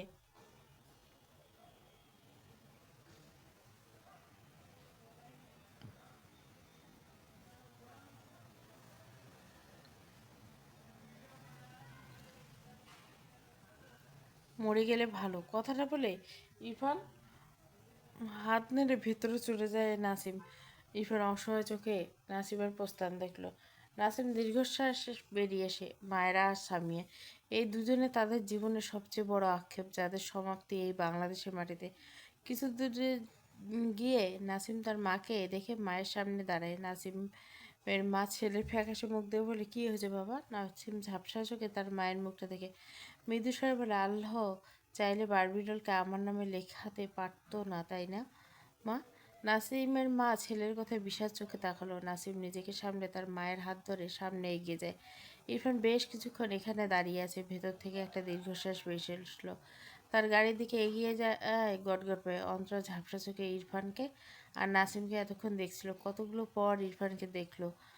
ইরফান আর গাড়ির দরজা খুলে মায়রাকে বেরিয়ে আসতে বললে মায়রা বেরিয়ে এসে গাড়ির ভেতর থেকে হাত বাড়িয়ে ইরফানের বাহু জড়িয়ে ধরে। ইরফান মায়রাকে আগলে নিয়ে উল্টো পথে এগিয়ে যায়। অন্তরার চোখ থেকে পানি গড়িয়ে পড়ছে। বিড়বিড় করে বলে, ইরফান তোমার একটুখানি ভালোবাসাও কি কখনো আমার কপালে জোটেনি? তবে তোমার খারাপ মানুষের তালিকায় আমি হয়তো প্রথম, এটাই বা কম কিসের? তোমার কোনো না কোনো তালিকায় তো আমার অবস্থান সেই অনেক। সময় বহমান, চোখের পলকে প্রায় 2 সপ্তাহ পেরিয়ে গেছে। মায়েরা টেবিলে বই পড়ছিল, ইরফান ডিভাইনে বসে ল্যাপটপে কাজ করছিল। মায়েরা একটু পরপর ইরফানকে দেখে। ইরফান গম্ভীর গলায় বলে, যে কোনো একটা করো, পড়ো নয়তো আমাকে দেখো। মায়েরা থতমত খেয়ে বসে। এরপর চেয়ার থেকে উঠে ইরফানের সামনে দাঁড়িয়ে বলে, আপনাকে দেখতে আমার বয়ে গেছে। আপনি যে সেই বাংলাদেশি বিদেশিদের মতো সাদা বিলাই, এরকম ছেলে আমার একদম পছন্দ না। ইরফান ল্যাপটপ রেখে মায়ের সামনে দাঁড়িয়ে ঠোঁট বাঁকিয়ে বলে, ও আইসি, তুমি যে টেরা, এটা আমাকে আগে বলনি তো। নেক্সট ডে ডক্টর দেখে আনবো, ডোন্ট ওয়ারি। মায়েরা চোখ বড় বড় করে তাকায়। কি খারাপ লোক! সে তো তার স্বামীকে একটুখানি দেখেছে, তাতে এই লোকটা তাকে টেরা ফেরা বানিয়ে দিচ্ছে। ইরফানের কথা শুনে মায়েরা ভীষণ খারাপ লাগলো। সে তো জানে ইরফান কেমন, তবুও কেন ইরফানকে উল্টোপাল্টা বলে দিল। মায়েরা চোখ ভিজে ওঠে। মায়েরা ইরফানের দিকে এগিয়ে গিয়ে ইরফানের গলা জড়িয়ে ধরে ভাঙা গলা বলে, শিশ্বাস। ইরফান মায়েরাকে আর একটু শক্ত করে জড়িয়ে নিজের সাথে মৃদুস্বরে বলে, বলো বাটফ্লাওয়ার। মায়েরা ইরফানের গলায় মুখ ঠেকিয়ে বিড়বিড় করে বলে, আপনি সেলফিশ নন, আপনি অমানুষ নন। আমি রেগে বলে ফেলেছি, আসলে লাবিবকে অনেক ভালোবাসি, তাই আপনার মুখে ওরকম কথা শুনে রেগে গেছিলাম। আই এম সরি শিশলা। ইরফান মায়েরার মাথা তুলে মায়েরার দিকে তাকায়। জিরো লাইটের আলোয় মায়েরার মুখে একটু একটু আলো পড়ছে। ইরফান মায়েরার মুখ মুছে দিয়ে মৃদুস্বর বলে, চোখের পানি জমিয়ে রাখো, ফিউচারে লাগবে। এক্ষুনি শেষ করে ফেলছো? মায়েরা বোকা চোখে চেয়ে বলে, কেন? ইরফান মায়েরাকে গলা থেকে ওড়না সরিয়ে পাশে রাখলো। এরপর মায়েরার গলার মাঝে হাত বুলিয়ে মৃদুস্বর বলল, ভার্সিটি উঠলে বোঝাবো। মায়েরা তবুও বুঝলো না। মায়েরা মুখ ফুলিয়ে বলল, আপনি আমাকে কাঁদাবেন কেন? আমি না আপনার বউ? বউদের হাসাতে হয়, জানেন না? ইরফান তীক্ষ্ণ চোখে চেয়ে বলল, সব বোঝো, জাস্ট আমাকে হার্ট করার সময় সব ভুলে যাও। হোয়াই? হাজব্যান্ডে হার্ট করতে নেই, জানো না? মায়েরা মিনমিন করে বলল, সরি। আসলে আপনার রাগ তো কমে গিয়েছে। আমার মনে হয় আপনার রাগগুলো আমার ভিতরে ট্রান্সফার হয়ে গেছে, তাই ভুলভাল বলে ফেলি। তাহলে এটা কি আমার একার দোষ বলুন? ইরফান চোখ মুখ উচকে বলল, স্টুপিড। মায়েরা ইরফানের গলা জড়িয়ে ধরে মিটমিটে হাসলো। একটু পর ইরফানের কানের কাছে মুখ নিয়ে মৃদুস্বরে বলল, ভালোবাসি শিশ্বাস। ইরফানের হাতের বাঁধন শক্ত করলো। মায়েরা ইরফানের থেকে পাল্টা উত্তর না পেয়ে ইরফানের কানের আগায় দাঁত বসায়। ইরফান বাঁ হাতে মায়েরার কপালে হাত রেখে বলে, স্টুপিড, কি করছো? মায়েরা ইরফানের কান ছেড়ে মুখ বাঁকালো। তেরা লোক একটা, কখনো তাকে ভালোবাসি তো বলেই না, সে বললে অ্যান্সারও দেয় না। দু হাতে ইরফানের গলা জড়িয়ে ধরে চোখ বুঝলো। ইরফান কানের আগায় হাত বুলালো। বাদর তো কামড়ায় না, এই স্টুপিড বউটা। বাদরের সাথে সাথে ইঁদুরও। মায়েরা কলেজ থেকে এসে বেডের উপর মুখ ফুলিয়ে বসে আছে। ইরফান শাওয়ার নিয়ে বেরিয়ে রেডি হয়ে নিল। আর চোখে মায়েরা মুখ ফুলিয়ে রাখা মুখটা দেখে একটু চিন্তিত হলো। অফিসে যাওয়ার জন্য গায়ে ব্লেজার সহ ফর্মাল ড্রেসে নিজেকে রেডি করিয়ে মায়েরা সামনে গিয়ে দাঁড়ালে মায়েরা মুখ ফিরিয়ে নিল ইরফানের দিক থেকে। ইরফান চোখ ছোট করলো, হোয়াট হ্যাপেন, কী প্রবলেম তোমার? মায়েরা তাকালো না ইরফানের দিকে। ইরফান মায়েরাকে টেনে তার দিকে ফিরিয়ে মায়েরার মুখ তার দু হাতের মাঝে নিয়ে বলে, কী হয়েছে? আমার সাথে কথা বলছে না কেন স্টুপিড? মায়েরা আর মুখ উলায়। ইরফান বুঝতে পারছে না সে আসলে কী করছে। মায়েরা চোখ নামিয়ে রেখেছে। ইরফানের কেমন অসহায় লাগছে। মেয়েটা এক সেকেন্ডও শান্ত থাকলে তার নিজেকে কেমন পাগল পাগল লাগে। ইরফান আবেগে ঈশ্বরে ডাকলে, বউ। মায়েরা সাথে সাথে চোখ তুলে তাকায় ইরফানের দিকে। ইরফান মায়েরার চোখের দিকে তাকায় মৃদুস্বর বলে, আমি কি করছি বউ? মায়েরা কেমন অদ্ভুত অনুভূতি হয়। হাঁটুতে ভর দিয়ে দু হাতে ইরফানকে জড়িয়ে ইরফানের বুকে মাথা রেখে বলে, আপনার অফিসের জন্য আপনি শুধু আমাকে ভুলে যান। মায়েরা ইরফান মায়ের মাথায় চুমু এঁকে মৃদুস্বর বলে, ভুলে যাই না। কি চাই বলো? তোমার ইচ্ছে পূরণ করে দেন অফিস। তুমি চাইলে সব ক্যান্সেল করে দিব। মায়েরা মাথা নিচু করে ইরফানের দিকে তাকায়। থুত নিয়ে ইরফানের বুকে ঠেকালো, জিভ দিয়ে ঠোঁট ভিজে বলে, আপনি মনে করুন আমার কি চাই আপনি জানেন। ইরফান মায়েরার দিকে চেয়ে ভাবতে লাগলো মায়েরা কী চায় সে বুঝতে পারছে না ঠিক। এই তো গাড়ি থেকে নেমে ঘরে আসা পর্যন্ত ঠিকই ছিল। এতটুকু টাইমের মধ্যে কী চাচ্ছে মায়েরা? বেশ কিছুক্ষণ পর বুঝতে না পেরে অসহায় কণ্ঠে বলে, আমি বুঝতে পারছি না বাটফ্লার, তুমি বলো। মায়েরা ইরফানকে ছেড়ে বেডের উপর পা ছড়িয়ে বসলো। এরপর মন খারাপ করলো, হ্যাঁ হ্যাঁ, এভাবেই তো সব ভুলে যাবেন। তারপর একদিন আমাকেও। ইরফান ঝট করে মায়েরাকে টেনে মায়েরা ঠোঁট জোড়া আঁকড়ে ধরে। মায়েরা বেচারি একটুও বুঝতে পারে না ইরফান এমন তুফানের গতিতে কাছে এসে কেন বুঝে পায় না। ইরফান বাঁ হাতে মায়েরাকে টেনে তার সাথে জড়িয়ে নেয়, ডান হাতে মায়েরা চুলের ভাঁজে হাত রাখে। বেশ অনেকক্ষণ পর মায়েরা ছাড়া না পেয়েও ইরফানকে ঠেললে ইরফান বিরক্ত হয়, তবে ছাড়ল না মায়েরাকে। দু হাতে মায়েরার কোমর জড়িয়ে মায়েরাকে টেনে মায়েরা দু হাতে ইরফানের গলা জড়িয়ে ধরে। ইরফান মায়েরাকে এভাবে নিয়ে হেঁটে গিয়ে ডিভাইনের উপর মায়েরা সহ সে বসে পড়ে। মায়েরা আর কোলে বসে ইরফানের কোলে বসে মায়েরা নড়াচড়া ওঠে ইরফান থেকে ছাড়া পাওয়ার জন্য। ইরফান মায়েরাকে আরও শক্ত করে ধরে। বেশ অনেকক্ষণ পর ইরফান মায়েরাকে ছেড়ে দিলে মায়েরা দ্রুত ইরফানের কাঁধে মুখ থেকে চোখ বুজে নেয়। ইরফান মৃদু হাসলো। মায়েরার কাঁধে পড়ে থাকা চুলগুলো সরিয়ে দিয়ে কাঁধে গাঢ় করে একটা চুমু আঁকলো। এরপর গলায় মুখ গুজে মৃদুস্বর বলে, ইউনো বাটফ্লাওয়ার, আমি আমার বাটফ্লাওয়ারকে ডেইলি 24 আওয়ার্স প্রতিটা 1440 প্রতিটা মিনিট অ্যান্ড প্রতি 86400 সেকেন্ড ফিল করি। মায়েরা ঢোক গেল। ইরফান মায়েরার গলা ছোট একটা চুমু আঁকে। মায়েরা মিনমিন করে ডাকে, শীষওয়ালা। ইরফান মায়েরাকে নিজের দিকে টেনে জড়িয়ে নেয়। মৃদুস্বর, বউ একটু আদর করি। মায়েরা কেঁপে উঠল। ইরফান বুঝতে পেরে একটু হাসলো। মাথা তুলে মায়েরার বদ্ধ চোখ মুখে দৃষ্টি বুলায়। ইরফানের বাঁ হাতের উপর মায়েরা আছোয়া। ইরফান সোজা হয়ে মায়েরাকে সোজা করে বসিয়ে তার বুকে জড়িয়ে নিল। কপালে সাথে গাল ঠেকিয়ে মৃদুস্বর বলল, I am waiting for you butterfly, don't worry. Mayera চোখ খিচে উঠল। ইরফান মায়েরার ঠোঁট জোড়ায় আঙুল রেখে মৃদুস্বর বলল, রেডি হয়ে না বউ, ফুচকা খাওয়াতে নিয়ে যাব। মায়ের সাথে সাথে চোখ মেলে ইরফানের দিকে তাকায়। গতকাল ইরফান তাকে ফুচকা খাওয়াতে নিয়ে গিয়েও নাসিমের সাথে দেখা করে বাড়ি চলে এসেছিল। আজকে কলেজ থেকে আসার সময় খাওয়ানি, তাই মায়েরা মন খারাপ হয়েছিল। মায়েরা সোজা হয়ে অবাক হয়ে বলে, আপনার মনে আছে? ইরফান ঠোঁট বাঁকিয়ে হাসে। মায়েরা ডিভাইনের উপর বসিয়ে সে উঠে দাঁড়ায়। এরপর ডান হাতে দু আঙ্গুলের সাহায্যে মায়েরার নাক টেনে বলে, কিছু ভুললি না আমি। ফার্স্ট রেডি হয়ে নাও। কথাটা বলে পকেট থেকে ফোন বের করে ফোনে ব্যস্ত হয়। মায়েরা খুশি হয় ভীষণ। ডিভাইন থেকে উঠে দ্রুত আয়নার সামনে গিয়ে রেডি হয়ে নেয়। এরপর ইরফান মায়েরাকে নিয়ে বেরিয়ে যায়। মায়েরা ইরফান মায়েরাকে রেস্টুরেন্টে নিয়ে যাবে, কিন্তু মায়েরা রেস্টুরেন্টে যাবে না, সে রাস্তার পাশে ফুচকা খাবে। ইরফান হতাশার শ্বাস পেল, তুমি এত জেদি কেন বাটফ্লার? মায়েরা মুখ বেরিয়ে বলা, আচ্ছা খাবো না, বাড়ি চলুন। কথাটা বলে মায়েরা দু হাতে আড়াআড়িভাবে গুজে রেখে ইরফান স্টিয়ারিংয়ে ডান হাত রেখে ফোঁস করে শ্বাস ফেলে মায়েরার দিকে চেয়ে গম্ভীর গলা বলে, আমি জেদি মেয়েদের লাইক করি না। মায়েরা চোখ ছোট ছোট করে, জেদি মেয়েদের লাইক করতে কে বলছে? আপনি আপনার জেদি বউকে লাইক করবেন, বুঝেছেন? ইরফান ঠোঁট বাঁকিয়ে বলে, but I don't like you. মায়েরা রেগে তাকালো ইরফানের দিকে। ইরফান কিছু বলল না। গাড়ি থেকে বেরিয়ে অপর পাশে দরজা খুলে মায়েরা বেরিয়ে আসে। এরপর ইরফান মায়রার হাত ধরে একটা ফুচকার দোকানে নিয়ে যায়। মায়রা 4 প্লেট ফুচকা দিতে বলে রাস্তার পাশে রাখা চেয়ারে বসে। ইরফান মায়রার পাশে দাঁড়িয়ে রইল। মায়রা ইরফানের হাত ধরে বলে, আমার পাশে বসুন। ইরফান সাথে সাথে বলে, নো। মায়রা বসা থেকে দাঁড়িয়ে ইরফানের সামনে দাঁড়িয়ে বলে, আমার পাশে বসবেন না কেন আপনি? ইরফান উত্তর করে, এখানে না। মায়েরা ইরফানের হাত ধরে বলে, আসুন আমার পাশে বসুন বলছি। ইরফান আশেপাশে তাকে বলে, স্টুপিড, আমি যেখানে সেখানে বসি না। মায়েরাও সাথে সাথে বলে, বসতে হবে। ইরফান হতাশ চোখে মায়েরার দিকে চেয়ে বসলো। মায়েরা ইরফানকে টেনে তার পাশে চেয়ারে বসিয়ে মায়েরা ইরফানের পাশে বসেছে। ইরফান অদ্ভুতভাবে চেয়ে আছে।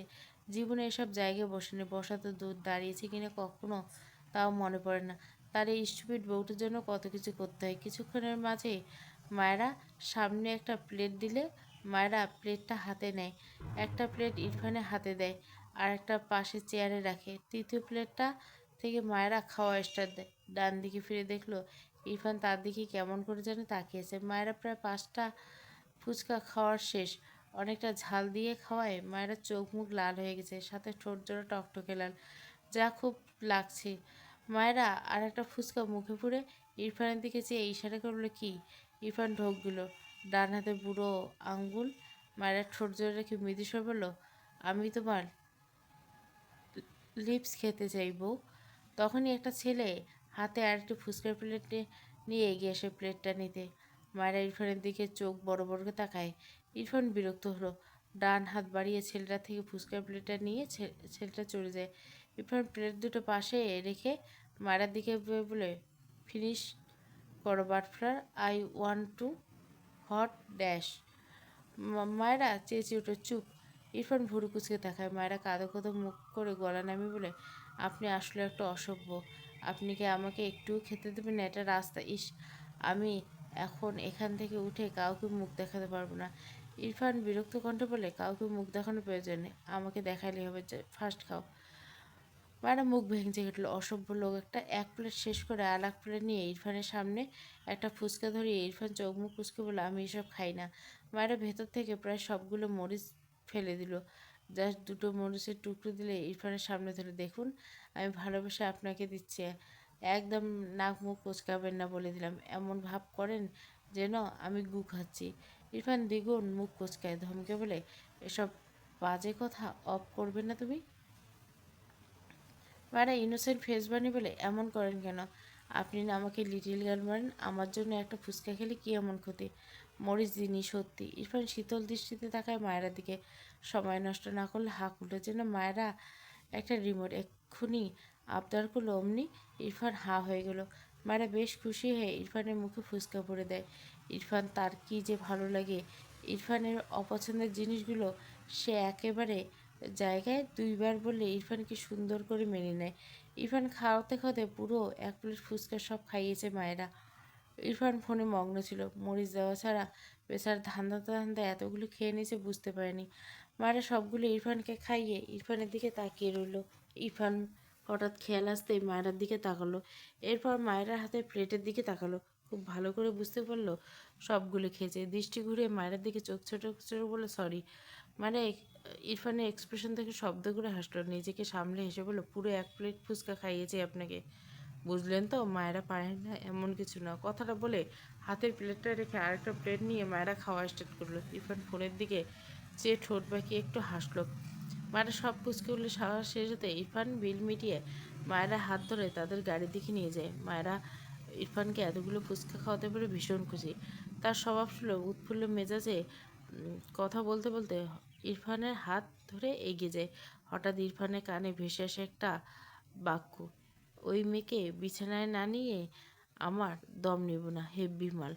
ইরফান ডান পায়ে সামনের দিকে বাড়িয়ে পিছনে নেয়, ঘাড় বাঁকিয়ে দেখে একটি 24 বছরের ছেলে মায়ের দিকে চেয়ে ফোনে কথা বলছে। মুহূর্তে ইরফানের মাথায় রক্ত উঠে যায়, চোখ বুঝলো। ইরফান মায়ের হাত ধরে বলে, কি হয়েছে, দাঁড়িয়ে পড়লেন কেন?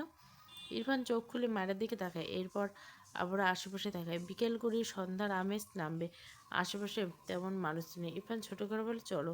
এরপর মায়েরা হাত ধরে তার গাড়ির কাছে নিয়ে গাড়ির দরজা খুলে দিয়ে মায়েরাকে বসতে বলে মায়েরা উঠে বসে। এরপর মৃদুষ বলে, 2 মিনিট ওয়েট করো, আমি আসছি। কথাটা বলে গাড়ির পিছন দিকে বড় বড় পা ফেলে সেই লোকটির পিছনে এসে দাঁড়ায়। হঠাৎ লোকটি কান থেকে ফোনটা নিয়ে তার কানে নিয়ে শক্ত গলে বলে, your time is up Souvik. কথাটা বলে ফোন আছড়ে ফেলে। সামনের লোকটি পালানোর জন্য পা বাড়ালে ইরফান লোকটির কলার টেনে ধরে। রেগে কিছু বলতে কেউ থেমে যায়। লোকটি কলার ছেড়ে মৃদু এসে বলে, আমার সাথে এসো। লোকটি অবাক হয়ে ইরফানের দিকে চেয়ে আসে। আনএক্সপেক্টেড কিছু পেয়ে লোকটি বলার মতো কিছু পায় না। ইরফান লোকটিকে টেনে সামনের দিকে বেশ অনেকক্ষণ হাঁটলো। লোকটি পালাতে চাইলেও পারে না। ইরফান একটা ফাঁকা জায়গায় গিয়ে পিছু ফিরে তাকায়। লোকটি কিছু বুঝে ওঠার আগে ইরফান লোকটির কলার ধরে গাছের সাথে ধাক্কা দিয়ে ফেলে দেয়। লোকটি গলা পড়ায় হিসিয়ে পড়ে, আমি খুন করার জন্য ক্যারেক্টার নয়, আদারওয়াইজ তোকে শতবার খুন করতাম, এটাও কল্পনা করতে পারবি না। কথা বলে ইরফান তার গাড়ির ব্লেজার করে লোকটির মুখে বেঁধে দেয়। লোকটি ছাড়া পেতে ছটপটায়। ইরফান লোকটির গলা থেকে পা সরায়নি। সে তার বেল্ট খুলে লোকটার দু হাতে বেঁধে দেয়। এরপর শরীর থেকে শার্ট খুলে লোকটিকে গাছের সাথে বেঁধে দেয়। লোকটি দুপা সামনের দিকে মেলে ধরে। ইরফান তার সব কাজ শেষ করে শক্ত করে বলে, জাস্ট ওয়েট। কথাটা বলে ইরফান বড় বড় পা ফেলে তার গাড়ির দিকে এগিয়ে যায়। মায়েরা ইরফানের অপেক্ষা করছিল। আশেপাশে বারবার তাকিয়ে ইরফানকে না দেখে মেয়েটি হঠাৎ হয়। হঠাৎ ড্রাইভিং সিটে ইরফানকে বসতে দেখে মায়েরা অবাক হয়ে তাকায়। ইরফানের গায়ে কিচ্ছু নেই। মায়েরা চোখ বড় বড় করে তাকায়, আপনার শার্ট ব্লেজার সব কই? ইরফান কিছু বলল না, দৃষ্টি সামনে রেখে গাড়ি স্টার্ট দেয়। মায়েরা অবাক হয়ে বলে, অদ্ভুত তো, আপনি কাপড় খুলে কোথায় রেখে আসলেন? ইরফান মায়েরার দিকে তাকালো না। কিছুতে যেতে মায়েরা সামনের দিকে দৃষ্টি পড়ল। একদম তাদের গাড়ির সামনে একটা লোক গাছের সাথে বাঁধা অবস্থায় আছে। সবচেয়ে অবাক করা ব্যাপার, লোকটির মুখে ইরফানের ব্লেজার দিয়ে বাঁধা, সাথে সাথে মনে হলো লোকটি ইরফানের শার্ট দিয়ে বাঁধানো। মায়েরা অবাক চোখে ইরফানের দিকে তাকালো। ভীত কণ্ঠে বলে, গাড়ি থামান, ওই লোকটার সামনে। ইরফান মায়েরার কথা যেন ইরফান শুনতে পায়নি। গাড়িটি লোকটি থেকে বেশি দূরে না। মায়েরা ইরফানের দিকে তাকিয়ে ইরফান হাত ঝাঁকিয়ে বলে, সিস্টার্স কী করছেন? গাড়ি থামান, গাড়ি থামান প্লিজ, ওই লোকটা মরে যাবে। ইরফান মায়ের কথা শুনল না, বরং গাড়ির বেগ বাড়িয়ে সামনে বেঁধে রাখা লোকটির পায়ের উপর চাকা তুলে দিল। মায়েরা চেঁচিয়ে উঠল, ভয় পেয়ে কেঁদে দিচ্ছে। ইরফানের দৃষ্টির নড়াচড়া নেই, শক্ত চোখে গাড়ির স্টিয়ারিং আরও শক্ত করে ধরেছে। এরপর গাড়ি ব্যাক করে গিয়ে আবারও লোকটির পা দুটোর উপর গাড়ির চাকা তুলে দিল। এভাবে পুরো 6 বার লোকটা দু পায়ের উপর গাড়ির চাকা তুলে দেয়। লোকটির মুখে বাধা থাকে আর আওয়াজ বেরোল না, তবুও অস্ফুট স্বরে গোঙানির আওয়াজ। মায়েরা নিজেকে দিশেহারা লাগলো। এগিয়ে এসে দু হাতে ইরফানের গলা জড়িয়ে ধরে ভীত কণ্ঠে বলে, শ্বাস প্লিজ থামুন, এমন করবেন না, আমার ভয় লাগছে। ইরফানের গাড়ি ব্রেক কষলো। বেশ কিছুক্ষণ চোখ বুজে নিজেকে শান্ত করলো। এরপর দু হাতে মায়েরাকে টেনে তার কোলে বসিয়ে দেয়। দু হাত শক্ত করে মায়েরাকে জড়িয়ে ধরে মৃদু স্বরে বলে, আমি আছি, ডোন্ট প্যানিক। মায়েরা ইরফানকে ছেড়ে ইরফানের দিকে চেয়ে ভেজা গলে বলে, আপনি এমনটা কেন করলেন?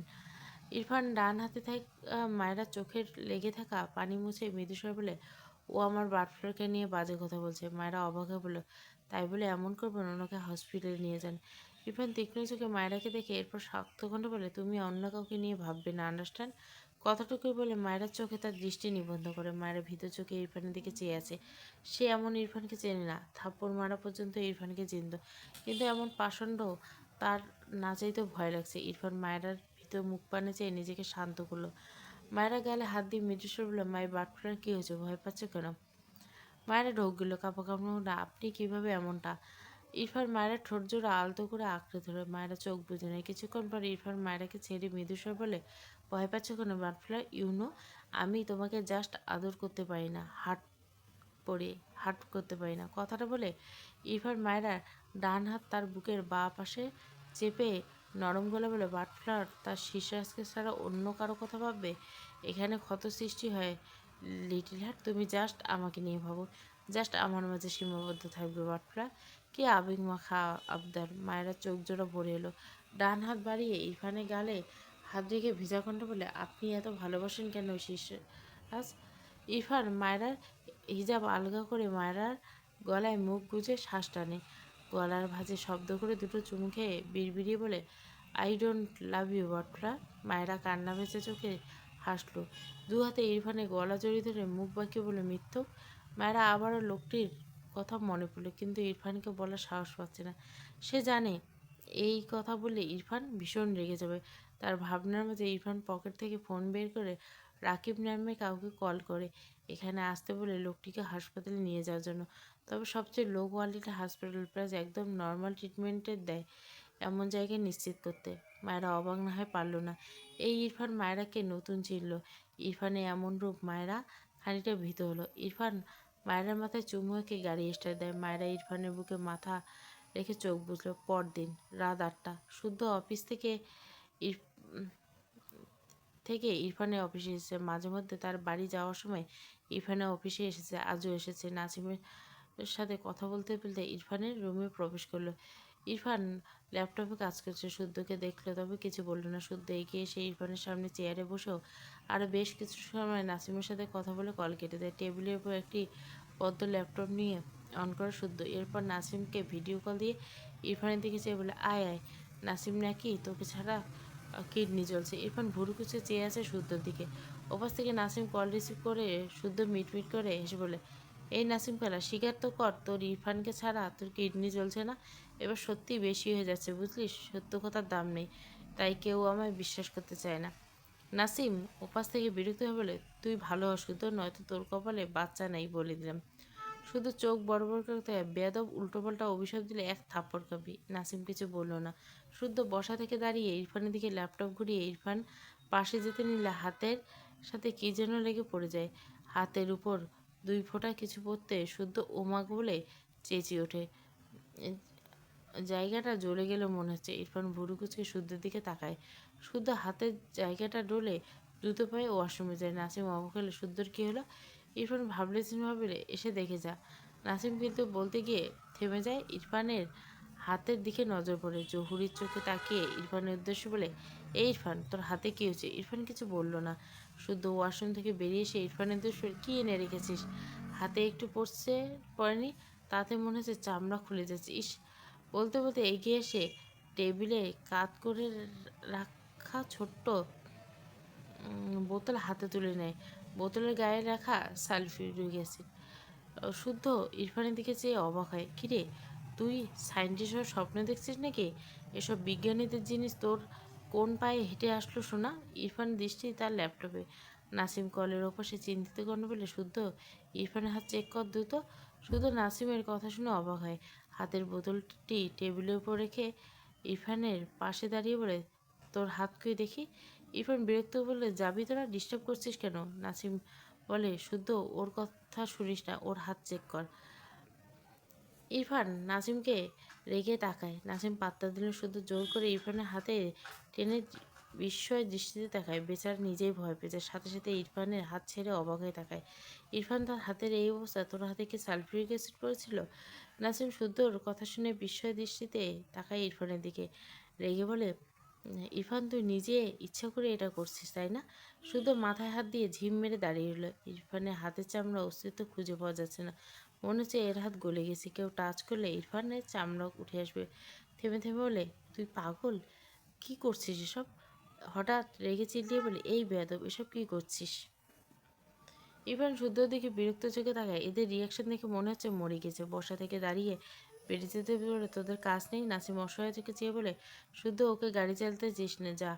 গাড়ি চালালে ওর হাতের চামড়া তো স্টিয়ারিংয়ের সাথে লেগে যাবে।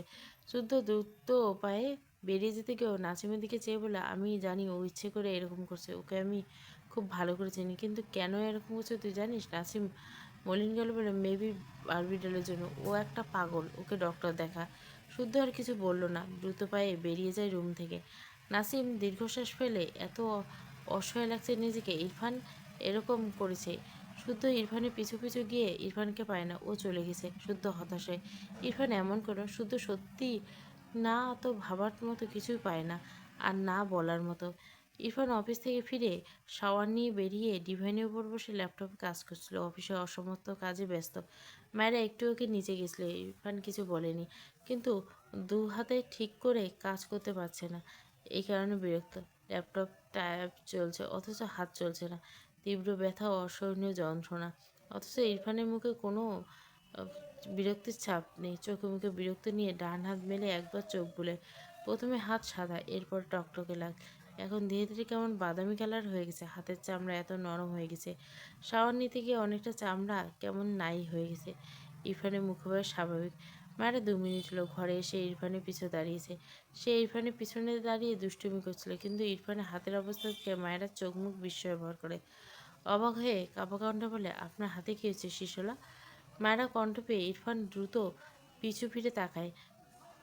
মায়েরা পিছন থেকে ইরফানের সামনে এসে দাঁড়ায়।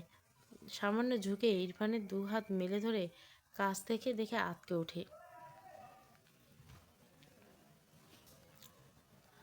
ইরফানকে জোর করে মায়েরা হাসপাতালে নিয়ে যায়। এরপর ডক্টর ট্রিটমেন্ট করে ইরফানের হাত ধীরে ধীরে রিকভার করতে পারে। দেখতে দেখতে প্রায় 3 মাস পেরিয়ে যায়। এতদিন ইরফান না কখনো ড্রাইভ করতে পেরেছে, না কখনো কোনো কাজ ঠিকমতো করতে পেরেছে। হাত পুড়ে যাওয়ার পর হাতের উপর অনেক প্রেশার খাটিয়ে কিছু কাজ করে ইরফানের হাতে আরও বেশি প্রবলেম হয়েছিল। ভার্সিটি থেকে লম্বা সময়ের জন্য অবসর সাথে অফিসের কাজও ঠিকঠাক অ্যাটেন্ড করতে পারেনি। 2 হাত দিয়ে তেমন কাজ করতে পারেনি। এজন্য তারেক নওয়াজের উপর কাজের প্রেশার বেড়ে গেছে। ইরফানের হাত এখনও পুরোপুরি রিকভার হয়নি। নিজের হাতেই নিয়ে খেতে পারে না, মাঝে মাঝে চামচ দিয়ে খায়, বেশিরভাগ সময় মায়েরা খাইয়ে দেয়। ঘড়ি কাটা দুপুর 2টার ঘর ছাড়িয়েছে। ইরফানের মতো কাজে ব্যস্ত থাকা মানুষ হঠাৎ এত সময় অবসর কাটানো প্রচুর বিরক্ত লাগে। বাচ্চা বউ বিয়ে করার জ্বালা বুঝতে পারছে। মায়ের সামনে সে ফোন ধরলে মায়েরা চেঁচিয়ে ওঠে। ইরফান না পেরে ধমক দেয়, আবার নিজেকে দমিয়ে নেয় মায়েরা অসহায় মুখখানি দেখে। মায়েরা হাতে প্লেট নিয়ে ঘরে প্রবেশ করে। ইরফান পা মেলে বেডের এক কোণে বসে থাকতে দেখে এগিয়ে আসে। হাতের প্লেট বেডের উপর রেখে তার পরনে ওড়না থেকে নামিয়ে গলায় 2বার পেঁচিয়ে নেয়। এরপর ইরফানের সামনে পা ভাঁজ করে বসলে ইরফান চোখ মেলে তাকায়। মায়েরা ভাত মাখিয়ে ইরফানের মুখের সামনে ধরলে ইরফান গম্ভীর করে বলে, তুমি খেয়েছো? মায়েরা মলিন মুখে ইরফানের দিকে তাকিয়ে থাকে। মায়েরা ইরফানকে শুধু ভালোবেসে খাইয়ে দিতে চেয়েছিল, কিন্তু ইরফান এসব উল্টোপাল্টা কাজে মায়েরা দায়িত্ব পালন করতে খাইয়ে দিতে হয়। এখনও ভালোবাসা আছে, কিন্তু মায়েরা ভীষণ খারাপ লাগে। ইরফানকে খাইয়ে দিতে আসলে মায়েরা সবার আগে ইরফানের 2 হাতের দিকে চোখ পড়ে। দৃষ্টি নামিয়ে মায়েরা ইরফানের হাত দুটোর দিকে তাকালে হাতের তালু দুটো কেমন কালচে হয়ে গেছে। মায়ের চোখ ঝাপসা হয়ে যায়। ইরফান ভুরুকে চুল, হোয়াট হ্যাপেন, কথা বলছো না কেন? মায়েরা বেশ কয়েকবার পলক ঝাপটে নিজেকে স্বাভাবিক করে নিল। এরপর ইরফানের দিকে চেয়ে মৃদু হেসে বলে, একসাথে খাবো? মায়েরা বেশ কিছুক্ষণ তীক্ষ্ণ চোখে মায়েরা চোখের দিকে তাকালো। মায়েরাকে টেনে তার কোলে বসে দেয়। খাওয়া ফার্স্ট। মায়েরা কিছু বলল না। ইরফান হুটহাট এমন কাজে মায়েরা বেশ অনেকটা অভ্যস্ত হয়ে গেছে। মায়েরা ইরফানকে খাওয়ার সাথে নিজেও খাইয়ে দেয়। মায়েরা তার মুখে খাবার নেওয়ার সময় ইরফানের দিকে তাকালো, দেখলো ইরফান তার দিকে চেয়ে আছে। মায়েরা মুখের খাবার নিয়ে সবটুকু চিবিয়ে নেয়। এরপর ইরফানের দোষ পেলে, আপনি কি অন্যদিকে তাকাতে পারেন না? মুখের সামনে এভাবে তাকিয়ে থাকলে কোনো কাজ করা যায়? ইরফান চোখ চৌচড়ে করলে, মাই উইশ, ডিস্টার্ব করো না, ফার্স্ট খাওয়া। মায়েরা মুখ ভাঙছে, বিড়বিড় করে বলে, শালা ইংরেজ সাদা বিলাই। ইরফান গম্ভীর গলা বলে, I am sure your husband, not শালা। মায়েরা থতমত খেয়ে যায়। মেঘে বলে, হ্যাঁ হ্যাঁ জানি জানি। কথাটা বলে ইরফানের দিকে তাকায়। ইরফান আজ একটু বেশি চুপচাপ ছিল। যদি ইরফান তো এমনই কম কথা বলে, কিন্তু আজ কেন যেন একটু বেশি কম কথা বলছে, কেমন খিটখিটে মেজাজে কথা বলছে। মায়েরা কথা শেষ করে মুখ দিয়ে ইরফানের কোল থেকে নেমে দেয়। ইরফান কিছু বলল না। মায়েরা এবার সত্যি অবাক হলো। এই ইরফান তো তাকে শুধু জ্বালায়, আজ হলোটা কি? মায়েরা ডান হাতে এঁঠো প্লেট রেখে বাঁ হাতের কোমরে রেখে ইরফানের সামনে এসে দাঁড়ায়। চোখ ছোটো ছোটো বলে, আপনার কী হয়েছে বলুন? ইরফান বিরক্ত কণ্ঠ বলে, নাথিং। মায়েরা আবারও বিরক্ত হলে, কী অসহ্য লোক, আবার কী হয়েছে? উফ, আর নেওয়া যায় না। মায়েরা কিছু একটা ভেবে মনে মনে হেসে নরম ঘটে বলে, সিস্টার্স। মায়েরার ডাকে ইরফান শীতল দৃষ্টিতে তাকায় মায়েরার দিকে। মায়েরা মনে মনে হাসে। উপরে উপরে মুখ ছোট করলে, জানেন, শ্যামবর্ণের ছেলেরা ভীষণ সুন্দর হয়, আর যে ছেলের চোখের মণি কালো হয় তারা মারাত্মক সুদর্শন হয়, কিন্তু আমার কপালে একটা বিলাই চোখওয়ালা সাদা চামড়ার ফকা ফকা স্বামী জুটছে, যার মধ্যে সুদর্শনের স নেই। আমার কপালটা কি পোড়া, একবার ভাবুন। ইরফান শক্ত চোখে মায়েরার দিকে চেয়ে আছে। এমনিতে তার একগাদা কাজের স্তূপ পড়ে আছে 3 মাসের মধ্যে। তার বাবা অফিসে গেলে সব কিছু সামনে নিতে পারেনি, মাথায় হ্যাং হয়েছে আর এর মধ্যে স্টুপিড তার সাথে বাথরুম গেছে। রেগে দাঁতে দাঁতছে বলে, স্টুপিড, থাপড়ি দিয়ে সব দাঁত ফেলবে। মায়েরা মিটমিটে এসে ডান গালে হাত দিয়ে বলে, ফেলুন তো দেখি কেমনে পারেন। ইরফান বসা থেকে দাঁড়িয়ে মায়েরা দ্রুত এক পা পিছিয়ে যায়। ইরফান মায়েরার দিকে এগিয়ে আসতে নিলে মায়েরা দু দু হাতে প্লেট শক্ত করে ধরে দৌড় দেয়। ইরফান ধরতে গিয়ে পারল না, বিড়বিড় করলো, স্টুপিড বাঁদর। মায়েরা ঘর থেকে বেরিয়ে নিচে যেতে গিয়ে আবারও উল্টে ঘুরে এসে, না না বাবা, এসব নিয়ে মজা করা যাবে না। ইরফান যা মানুষ, তার কথা অনুযায়ী যদি আবার পাগলামি শুরু করে দেয়। মায়েরা আবার উল্টো ঘুরে এসে দেখলো ইরফান ওয়াশরুমের দিকে যাচ্ছে। মায়েরা দুটো বলে, শিষ্যা শুনুন। ইরফান পিছু ফিরে তাকায়। মায়েরা মৃদু হেসে বলে, আপনি দেখতে একটু আনকমন মানুষ, কিন্তু সুদর্শন ছেলেরা শুধু সুদর্শন হয়, আর আপনি ট্রিপল সুদর্শন পুরুষ। ইরফান মায়েরার দিকে এগিয়ে আসতে আসতে ঠোঁট বাঁকে বলে, আচ্ছা। মায়েরা লজ্জা পায়, আমতা আমতা করবে। আপনার চোখ দেখলে আমার লিওর কথা ভেসে ওঠে। আপনি না থাকলে আমি লিওর চোখ দেখে দিন চালিয়ে দিতে পারবো। ইরফান ভুরু কুচকে বলে, হোয়াট? মায়েরা মাথা নিচু করে মিটি মিটি হাসে। ইরফান ঘরের এক কোণে লুকিয়ে থাকা লিওর দিকে তাকায়। চরমে বিরক্ত সে। এইটা মায়েরাকে এনে দেওয়া তার সবচেয়ে বড় ভুল ছিল। মায়েরা ইরফানের দৃষ্টি লিওর দিকে রেখে দ্রুত লিওর দিকে যেতে নেয়। তার আগে ইরফান লিওকে দু আঙ্গুলের সাহায্যে উপরে টেনে তোলে। লিও ঘুমাচ্ছিল। হঠাৎ করে বেচারা মিউ করে ডেকে ওঠে। ইরফান ইচ্ছে করে তার চোখ দুটো তুলে এ, নিয়ে মার্বেল খেলতো। স্টুপিড বউয়ের স্টুপিড বিড়াল দুটোই জ্বালিয়ে খায়। মায়েরা দ্রুত ইরফানের হাত থেকে লিওকে ছিনিয়ে কোলে নিয়ে নেয়। ওর এইভাবে ধরেন কেন আপনি? একটা বাচ্চা ঘুমাচ্ছে, তবুও আপনার একটু দয়া হয় নেই? ইরফান বিরক্ত হয়ে বলল, ওকে ফেলে দিয়ে এসো। মায়েরা চোখ বড় বড় করে তাকায়। কত বড় খারাপ লোক ভাবা যায়? তার বিড়াল ছানাটাকে কেমন করে? ইরফানে মায়েরার দিকে এগিয়ে আসতে নিলে মায়েরা দৌড়ে বাইরে যায়। পিছু ফিরে বলে, এমন করেন না, আপনার চোখ বেশি সুন্দর। একদম আমার লিওর দিকে নজর দেবেন না, পাষাণ লোক একটা। ইরফান বিরক্ত চোখে চেয়ে রইল মায়েরাকে।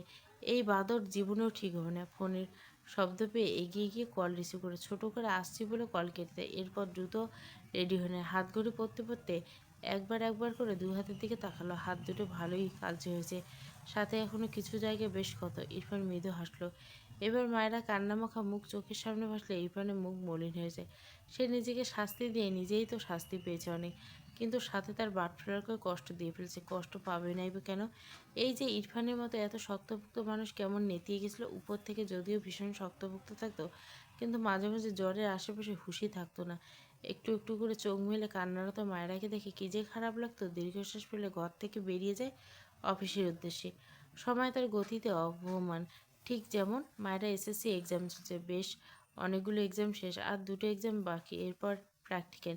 ইরফানের বিজনেস কাজে রাশিয়ায় ইম্পর্টেন্ট কাজ হয় আসতে হয়েছে, নয়তো মায়েরাকে রেখে সে আসতো না। এরকম একটা টাইমে কাজ করেছে, মায়েরাকে নিয়ে আসতে পারেনি, আবার কাজ ফেলে রাখতে পারেনি। মাঝে মাঝে বিজনেসে সময় দিতে না পারায় অনেক সময় জমা হয়েছে। ইরফানের সাথে সুস্থ আর ফাইজ এসেছে। এর কারণ ইরফানের কাজ রাশিয়ায় হতে নাসিমের সাথে দেখা করতে। সকলে একসাথে দেখা হয়ে গেল, সাথে ইরফানের কাজও কমপ্লিট হয়ে গেল। ফাইজ তার ছেলে প্রিন্সের ভিডিও কল দিচ্ছিল। ইরফান তাকিয়ে রইল সেদিকে। মায়েরার কথা ভাবতে মাথায় মাহিরার নামটা আসলো। ইরফান ঠোঁট বাঁকিয়ে হাসলো।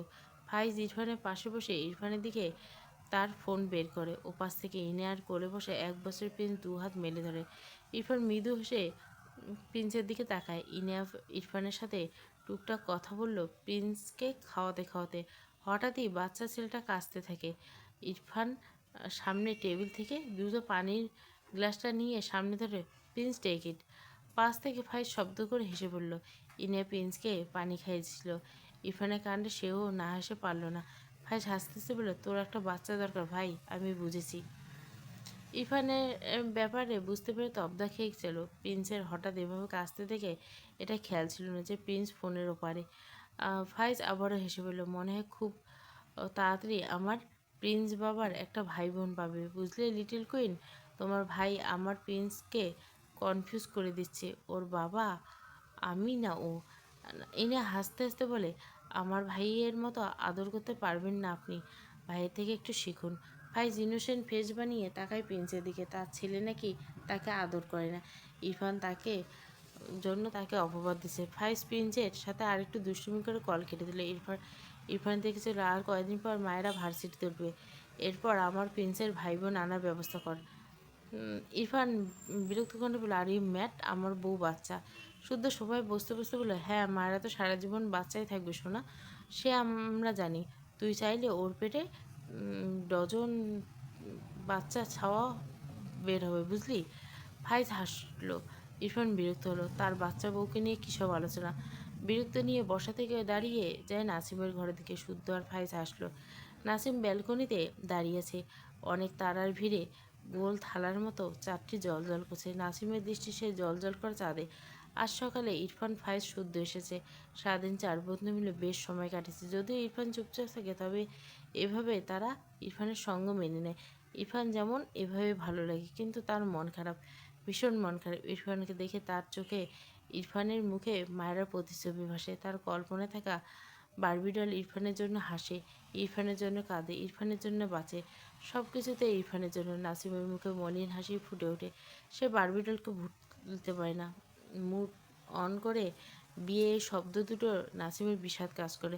সবার মুখে তার জন্য একটা শব্দ দুটি, কেন সবাই তাকে কষ্ট দেয়? সে তো এইভাবে বেশ আছে। বারবিডার নামে এক আস্ত অনুভূতিকে হারিয়ে ফেলার অনুভূতি লালন করেও তো এক তিক্ত স্বাদ। অন্তরার বলা কথাগুলো মনে পড়ে। ভালোবেসে ভালো হতে না পারলেও খারাপ লাগার মাঝে এক ভালো লাগা লুকিয়ে আছে। নাসিম বিড়বিড় করে বলল, ভালোবাসা, সবাই ভালোবাসায় জিতে নিয়ে পূর্ণতা হাসি আসে। আমি না হয় আমার ভালোবাসা হারিয়ে অপূর্ণতায় ঘেরা মলিন হাসি আসলাম। কথাটা দীর্ঘশ্বাস ফেলল। এরপর থালার মতো চারটির দিকে গভীর দৃষ্টি রেখে কিছু আওয়াজ করে মলিন হেসে বলল, তুমি চাঁদের চেয়েও দামি বারবিডল। চাঁদকে ছুতে না পারলেও দেখা যায়, কিন্তু আমি তোমাকে ছোঁয়া তো দূর, তোমার দেখার অধিকারটুকু হারিয়েছি। একটু থেমে আবারও বলে, তোমাকে কখনো ভুলতে পারবো না বারবিডল। ইরফান নাসিমের ঘরে এসেছিল। ব্যালকনি থেকে এক পা বাড়াতে গিয়ে নাসিমের কথা শুনে বেশ থেমে যায়। সাথে সাথে চোয়াল শক্ত, হাত দুটো মুষ্টিবদ্ধ করে। ইরফান পাশে শুদ্ধ এসে দাঁড়িয়েছিল। বেচারা নাসিমের কথা শুনে ঘাড় বাঁকিয়ে ইরফানের দিকে তাকায়। যা বোঝার বুঝলো। ইরফান রেগে নাসিমের দিকে এগিয়ে যেতে শুদ্ধ ইরফানকে টেনে ধরে। ইরফান শুদ্ধকে ধাক্কা দিতে রেগে বলে, শুদ্ধ আমাকে ছাড়। ইরফান গলা নেমে নাসিমের পিছু ফিরে তাকায়। শুদ্ধ আর ইরফানকে এইভাবে দেখে অবাক হয়। এগিয়ে এসে বলে, আর তোরা? ইরফান ভস্ম করে দেওয়া চোখে নাসিমের দিকে তাকায়। নাসিম বুঝলো না ইরফানের দৃষ্টি মানে। ইরফান রেগে কিছু বলার আগে শুদ্ধ বলল, মায়েরা 105 ডিগ্রি জ্বর। শুদ্ধর কথা শুনে ইরফান বিস্ময় চোখে তাকায় শুদ্ধর দিকে। নাসিম নিজেও শুদ্ধর দিকে অবাক হয়ে তাকায়। শুদ্ধ ঢোক গেল। ইরফান দ্রুত শুদ্ধর থেকে নিজেকে ছাড়িয়ে নেয়। পকেট থেকে ফোন বের করে মায়েরার নাম্বারে কল দেয়। সে কিছুক্ষণ আগে কয়েকবার কল করেছে, মায়েরা রিসিভ করেনি। সে ভেবেছে মায়েরা ঘুমিয়েছে, কিন্তু শুদ্ধের কথা শুনে আর কিছু মাথায় আসেনি। চিন্তায় মাথা ফেটে যাচ্ছে। ইরফান মায়েরাকে ফোনে না পেয়ে শুদ্ধর দিকে চেয়ে অসহায় কণ্ঠে বলল, আমার বাটফ্লাওয়ার কী হয়েছে? ও কোথায়? আমার কল রিসিভ করছে না কেন? শুদ্ধ ঢোক গেল। নাসিম নিজেও চিন্তিত, তবে ইরফানকে দেখে অবাক আছে। আসলে এরকম ইরফানকে সে কখনো দেখেনি। শুদ্ধর মুখে গল্প শুনছে, কিন্তু সামনে থেকে এমন অসহায়ত্ব ঘেরা ইরফানকে সে একেনেই বললে চলে। শুদ্ধ মেধে হেসে বলে, মামা মামাকে কল করে দিয়ে দেখ, আমাকে কেন বলছিস?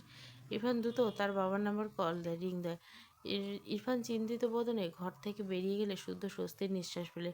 ইরফান বেরিয়ে যেতে নাসিম এগিয়ে এসে বলে, বারবিডল এখন কেমন আছে? শুদ্ধ বিরক্ত হয়ে বারবিডল, তোর বারবিডলের পেটে ইরফানের চার জোড়া বাচ্চা আছে, এবার ওকে ভুলে যায়, একটু স্বাভাবিক হও প্লিজ। নাসিম অসহায় দৃষ্টিতে তাকে শুদ্ধ দেখে কিছু বলল না। মেয়েটি ইরফানের বউ, তার চিন্তা করাটা শোভা পায় না। ছোট করে বলে, আচ্ছা। শুদ্ধর খারাপ লাগলো। সে কাদের মাঝখানে এসে পড়লো, কাকেই বা দোষ দিবে। নাসিম শুদ্ধকে পাশ কাটিয়ে ঘরে চলে যায়। শুদ্ধ ডান হাতে দু আঙ্গুলের সাহায্যে কপাল ঘষে। নাসিম তার ঘরে এসে টেবিলের কোনায় দাঁড়িয়ে, চোখ জোরে ঝাপসা। সে তো অস্বাভাবিক নয়, সে তো বারবিটলের জায়গাটা কাউকে দিতে পারে না। এটা তবে তার ব্যর্থতা? দু একটা ব্যর্থতা জীবনে থাকলে খুব কি ক্ষতি? এই তো থেকে থেকে কষ্ট হয়। দীর্ঘশ্বাস বেরিয়েছে। এ থেকে খুব বেশি ক্ষতি হয় না? ভাবনা আসে, এক জীবনে সবারকেই পাওয়া যায়। এই যে স্বামী, সে কিছুই পায়নি। নাসিমের খারাপ লাগার পরিমাণ আরও তীব্র হলো। স্বামীর সাথে তার দেখা হয়, হঠাৎ দেখা, একদিনের পরিচয়, অথচ মেয়েটাকে সে আজও ভুলতে পারেনি। স্বামীর ভেজা চোখ, মিষ্টি একটা মুখ, শান্ত স্বরে কথা বলা ভঙ্গি নাসিমের চোখে ভাসে। নাসিমের ইচ্ছে করে আল্লাহর কাছে স্বামীর জন্য অভিযোগের খাতা তুলে বসতে। মেয়েটি কেন কিছু পেল না? আর নিজের জন্য আফসোস হয়, সে কেন স্বামীকে তার পাশে পেল না? স্বামী তার বন্ধু হওয়ার জন্য কেন থেকে গেল না? তার যে ভীষণ আফসোস হয়। বারবিডলকে না পাওয়ার আক্ষেপ প্রথম থেকে মেনে নিয়েছে, কিন্তু স্বামীকে বন্ধু হিসেবে পাওয়ার আক্ষেপটা বেশ অনেক বেশি। আল্লাহ কেন যেন তার জীবনে কিছু আসার আগে সব কিছু কেড়ে নেয়, আর তাকেই দিয়ে যায় একরাশ হতাশা, সাথে কিছু দীর্ঘশ্বাস, কখনো কখনো চোখে জমা পানি। নাসিম টেবিলের ড্রয়ার খুলে একটা কাগজ বের করলো। কাগজটা তিনটে ভাঁজ করা। আজ প্রায় 6 মাস আগে স্বামীর চিঠি। নাসিম পুরো চিঠিটা চোখ বুলে। চিঠিটা পড়লে নাসিমের মনে হয় স্বামী সত্যি এক ভীষণ ভালো বন্ধু, তাদের ভীষণ মিল। কিন্তু এটা তার রাখতে চাইল না নিজের কাছে। দীর্ঘশ্বাস ফেলল। টেবিলের উপর থেকে লাইটার নিয়ে কাগজটার কোণে আগুন জ্বলে। 2 সেকেন্ড যেতে না যেতে শুদ্ধ নাসিমের হাত থেকে কাগজটা কেড়ে নেয়। নাসিম পিছু ফিরে শুদ্ধকে কিছু বলতে গিয়েও বলল না। শুদ্ধ কোনো রকম আগুন নিবে বিরক্ত বলে, কী রে ভাই তোর কোন ইম্পর্টেন্ট কাগজে পোড়ানো ভূত চাপলি মাথায়? কথাটা বলে কাগজটির দৃষ্টি দিয়ে মাথা উঁচু করতে গিয়েও করল না। চোখে পড়ল একটি লেখা, প্রিয় শুদ্ধ সাহেব। শুদ্ধ চোখ সরানো, ধীরে ধীরে নিচের দিকে দৃষ্টি পড়ে। চিঠিটা পড়ার পর নাসিমের কথা শুনে শুদ্ধ বেশ কিছুক্ষণ চুপ করে রইল, তার প্রতিক্রিয়া বোঝার চেষ্টা করলো। হঠাৎ একটা দীর্ঘশ্বাস ফেলে বলে, মেয়েটি বেঁচে থাকলো আমি নিজ দায়িত্বে ওর জীবন সাজিয়ে দিলাম। নাসিম প্রতিশোধ বলে, দ্বিতীয় বিয়ে করে সাজাতি নাকি? শুধু চোখ ছোট ছোট করে তাকায় নাসিমের দিকে, রেখে বলে, তোর মতো দেবদাস হয়ে ঘুরতো না এটাই অনেক। ওকে আমার চেয়ে 1000 গুণ সুদর্শন পুরুষের সাথে বিয়ে দিতাম। মানুষ চাইলে সব পারে, সেটা তোকে দেখাতাম। নাসিম কিছু বলে না। মানুষ মুখে অনেক কথাই বলে, সব এত সহজ? ফারার কিছু হলে শুদ্ধ কী করতো? এখন ভার্সিটিতে পড়তো, তখন তো ফারাকে পাবে না ভেবে শুদ্ধ চিরকুমার থাকার কথাই ভাবতো। এই ব্যাপারে প্রশ্ন করতে চেয়েও করলো না। কথায় কথা বলে, তার ভালো লাগছে না। শুদ্ধ আর কিছু বলল না। লাইটারটা দিয়ে তার হাতে থাকা স্বামীর চিঠির কোণায় আগুন ধরে বলে, সরি সামিয়া, আমার প্রতি তোমার অনুভূতিকে ছোট করছি না, কিন্তু তুমি বেঁচে থাকলে এতদিনে তুমি অন্যের বউ হতে। কি জানি তুমি যার ভাগ্যে ছিলে সে বেচারার কপালে বউ জুটছে নাকি তোমার অভাবে শুকিয়ে কঙ্কাল হয়ে গেছে। নাসিম হতাশ করে বলে, তুই এটা নিয়ে মজা করলি? শুদ্ধ মৃদু হেসে বলে, করিনি, বললাম ও বেঁচে থাকলে বিয়ে হয়ে যেত ওর। যে মেয়ের ঘটক আমি হতাম, যে মেয়ের জীবনে দুঃখ থাকতো না, কিন্তু আমি তো সুযোগ পেলাম না। নাসিম ভুরু কুচকে বলে, এটা পুড়িয়ে ফেললি কেন? শুদ্ধ দীর্ঘশ্বাস ফেলে বলে, কারণ অনুভূতিকে আমাকে ঘিরে, আর আমার অনুভূতি ফারাকে ঘিরে। আমি মেয়েটির অনুভূতি মূল্য কখনোই দিতে পারতাম না, যার ফলস্বরূপ আমাকে ঘিরে মেয়েটার মাঝে যা ছিল সব কিছু মূল্যহীন, আর মূল্যহীন সব কিছু পুড়িয়ে ফেলতে হয়, আর সেটা যে কোনো জিনিসও হোক না কেন। নাসিম বুঝলো শুদ্ধ তাকে ইন্ডিকেট করছে। সে মৃদু হেসে বলল, আমি হয়তো ব্যর্থ, তবে কিছু ব্যর্থতায় প্রশান্তি থেকে, যা তুই বুঝবি না, কারণ তুই তো পূর্ণতার প্রতীক। শুদ্ধ অসহায় চোখে চেয়ে রইল। বলার মতো কিছু নেই। নাসিম কিছু বলে লাভ নেই, খুব ভালো করেই বুঝেছে। ইরফান নাসিমের বাসা থেকে বেরিয়ে তারেক নওয়াজের সাথে কথা বলল। মায়েরা আসলে ঘুমিয়ে পড়ছে, জ্বর আসেনি। ইরফান বুঝলো শুদ্ধ আর তার আর নাসিমের ঝামেলা আটকানোর জন্য শুদ্ধ মিথ্যে বলছে। ইরফান আর নাসিমদের বাড়ি যায়নি, সে তার কাজে ব্যস্ত হয়ে পড়েছে। মোটামুটি তার কিছু কাজ গুছিয়ে এনে আপাতত তার মন এখানে টিকছে না। এরপর মায়েরাকে সাথে করে আনবে, এভাবে একা একা থাকা ইম্পসিবল। এরপর ইরফান শপিং মলে যায়। নাসিমের কথাগুলো ভাবতে ভাবতে হাজারো বিরক্তির রাগ এসে জমা হয়। ইরফান ইচ্ছে করলো সে এখানে পুরো শপিং মলে সব বোরকা হিজাব কিনে মায়েরাকে তার মধ্যে ডুবিয়ে রাখবে। তাহলে নাসিম আর কখনো ভুল করে তার বারবিডলকে দেখতে পাবে না, বা নাসিমের মতো করে কেউ যেন তার বারবিডল থেকে এসব অনুভূতি কেয়ার না করে। আগে বুঝলে সে তার বার্ডফ্লুকে জন্ম থেকে নিকাবের মধ্যে ঢুকে রাখতো। অনেক বড় বড় দুটো ল্যাগেজ ভরে মায়ের জন্য অনেকগুলো নিকাব কিনে নেয়। বিভিন্ন কালারের নিকাব কিনেছে, প্রায় অর্ধেকের বেশি কালো কালারে। প্রতিটা নিকাবের সাথে ম্যাচিং করে সেম কালারের বোরখা কিনেছে। নিকাব সংখ্যা গুনে গুনে 100টা, সাথে ম্যাচিং করে রাখা বোরখা। দুটো ল্যাগেজ ভরে নিয়েছে। ইরফান বাংলাদেশের ফ্লাইটের জন্য সব ব্যবস্থা করে মায়েরার জন্য শপিং করছে। এয়ারপোর্টে যাওয়ার আগে অনেক চিন্তা ভাবনা করে ইরফান নাসিমের নাম্বার কল দেয়। সে চলে যাচ্ছে এটা ডিরেক্ট জানাতে, নাসিম তোকে বিয়ে করতে হবে। নাসিম চুপ করে। ইরফান মাথাটা আবারও ধীরে ধীরে গরম হতে থাকে। নিজেকে সামনে শক্ত বলে, তুই বিয়ে করে আমাদের আর কখনো দেখা হবে না। নাসিম নির্জীব চোখে চেয়ে রইল। নাসিমকে চুপ থাকতে থেকে ইরফান রেগে কল কেটে দেয়। প্লেনে ওঠার পর নিজে উসখুস কমাতে নাসিমের নাম্বারে আরেকটা মেসেজ করে বলেছিলাম, মৃত্যুর আগ পর্যন্ত ফাঁসির দড়ি গলায় ঝুলবে, অ্যান্ড ইটস ট্রু। খুশি হওয়ার প্রয়োজন নেই। ইরফান এমনি মেসেজটা দেখে নাসিমের খারাপ লাগার মাঝে শব্দ করে হেসে উঠল। সে হাসিতে হাজারো তৃপ্তি মিশে আছে। মানুষ যেমন অনেক কিছু পায় না, তেমন আবার কিছু পেয়েও যায়। এই যে ইরফানের মতো একজন বন্ধু পেয়েছে, এই পাওয়াটা কি কম? কখনোই না। মায়েরা সকাল সকাল ঘুম থেকে উঠে পড়তে বসছে। আজ তার বায়োলজি এক্সাম। এই এক্সাম শেষ হলে আর একটা এক্সাম বসে। সকাল সকাল ফ্রেশ হয়ে মাইন্ডে অনেকক্ষণ বই পড়লে, এরপর কলেজের ড্রেস পরে বোরখা পরে বের হয়ে বোরখা পরে নেয়। এরপর হিজাব মাথায় বেঁধে নেয়। হঠাৎই খেয়াল করলো কাবাটের এক কোণ থেকে কিসের জন্য কাগজ পড়লো মেঝেতে। মায়েরা নিচু হয়ে কাগজটা হাতে তুলে দেখলো এটা একটি ছোট ছোট খামের ভেতর। মায়েরা ভেতর থেকে দুটো কাগজ বের করে তাতে চোখ বুলে দৃষ্টি বিস্ময়ে ভর করলো। খুব ভালো করে না বুঝলো ইরফানের কানাডায় পিএইচডি করতে যাওয়ার কাগজ, সাথে পাসপোর্ট। মায়েরা কি যে খারাপ লাগলো, ইরফান তাকে রেখে পিএইচডি করতে চলে যাবে। ভাবনার মাঝেই মনে হলো ঘরে কেউ প্রবেশ করছে। মায়েরা মাথা তুলে তাকালো, ইরফানের দেখে বিস্ময়। ইরফান গতকাল রাশিয়া গেছে, আবার দুদিন পর আসার কথা। আজকে হঠাৎ সামনে দেখে মায়েরা মনে হয় সে বোধহয় অধিক শোকে চোখে বেশি দেখছে। ইরফান গটগট পেয়ে এগিয়ে এসে মায়েরার সামনে দাঁড়িয়ে মৃদুস্বরে বলল, বাটফ্লার আমার কল রিসিভ করো না কেন? হোয়াই? থাপ্পড় খেতে চাও? মায়েরা জিভ দিয়ে ঠোঁট ভিজে কিছু বলতে চায়, তার আগে ইরফান মায়েরার কোমর ধরে টেনে এনে ডান হাতে মায়েরার গালে চেপে রেখে মায়েরার আঁকড়ে ধরে। মায়েরা ইরফানের দিকে হেলে যায়। ইরফান মায়েরার সাথে শক্ত করে জড়িয়ে নেয়। চোখ বুজে রেখে ডান হাত দিয়ে ধীরে ধীরে মায়েরা বাঁধা হিজাবটা খুলে দেয়। এরপর ডান হাতে মায়েরার বোরখার চেন খুলে দেয়। মায়েরা ইরফানকে ঠেলে, কিন্তু ইরফান পাত্তা দেয় না, সে তার কাজে ব্যস্ত। মায়েরা বোরখা নিয়ে দিয়ে মায়েরা ছটপটে, একটু পর এক্সাম, আর এই লোক কি শুরু করে। ইস, হঠাৎ তারেক নওয়াজের গলা ভাই। মায়েরা ডাকতে ডাকতে এদিকে আসে। ইরফান চোখ বড় বড় করে তাকায়। দু হাতে ইরফানকে এত ঠেলাঠেলি করে বেচারা কিছুই করতে পারল না। ইরফান মায়েরাকে আরো শক্ত করে ধরে। মায়েরা কান্না পায়। ইরফান যেন শুনতেই পাচ্ছে না। তারেক নওয়াজের কণ্ঠ আরও কাছ থেকে শুনতে পেয়ে মায়েরা ছটফটনে পারে। ইরফান চরম বিরক্ত হয়ে মায়েরা কাছে স্টুপিড গাল, আদর করছি না আমি? অল টাইম ডিস্টার্ব কেন? বড় হবে না তুমি? মায়েরা ইরফানের কথা শুনল না। মেঝে থেকে হিজাব কুড়িয়ে নিয়ে ওয়াশরুমের দিকে দৌড়ল। ইরফান বিরক্ত চোখে মায়েরা কাণ্ড দেখল। পিছন থেকে তারেক নেওয়াজ ছেলের কথা শুনে একটু কেসে উঠল। ইরফান তার বাবার কণ্ঠ পেয়ে পিছু ফিরে তাকায়। তারেক নেওয়াজ গলা বাড়ল। ইরফান অভিব্যক্ত স্বাভাবিক, তার বাবা যে তার কথা শুনতে পাচ্ছে এজন্য একটু লজ্জা পাওয়া উচিত, কিন্তু তার ছেলে লজ্জা পাচ্ছে না। তারেক নেওয়াজ ইরফানের বাবা হিসেবে চরম হতাশ। ইরফান ভুরুকে বলে, কিছু বলবে? তারেক নেওয়াজ আশেপাশে তাকে বলে, মায়েরাকে ডেকে দাও, ওর এক্সাম আছে, ওকে কলেজে নিয়ে যাবো। ইরফান মৃদুস্বর বলল, তোমাকে যেতে হবে না, আমি রেখে আসবো। তারেক নেওয়াজ সাথে সাথে বলল, কেন? ইরফান ভুরু কুচকে বলে, বিকজ ও আমার ওয়াইফ, তুমি তোমার বউ। তারেক নেওয়াজ মায়েরার মুখে হালকা প্রসাদের ছোঁয়া, মাথায় ঘোমটাটা না, গায়ে কালো শাড়িটা জন্য এতটুকুতে মেয়েটা কি সুন্দর লাগছে। ইরফান মায়েরা গালা হাত দিয়ে বলে, মৃদু স্বরে বলে, মায়েরা পড়ি। মায়েরা লাজুক হাসলো। ইরফান তাকে পুরো রেডি করিয়ে দিয়েছে।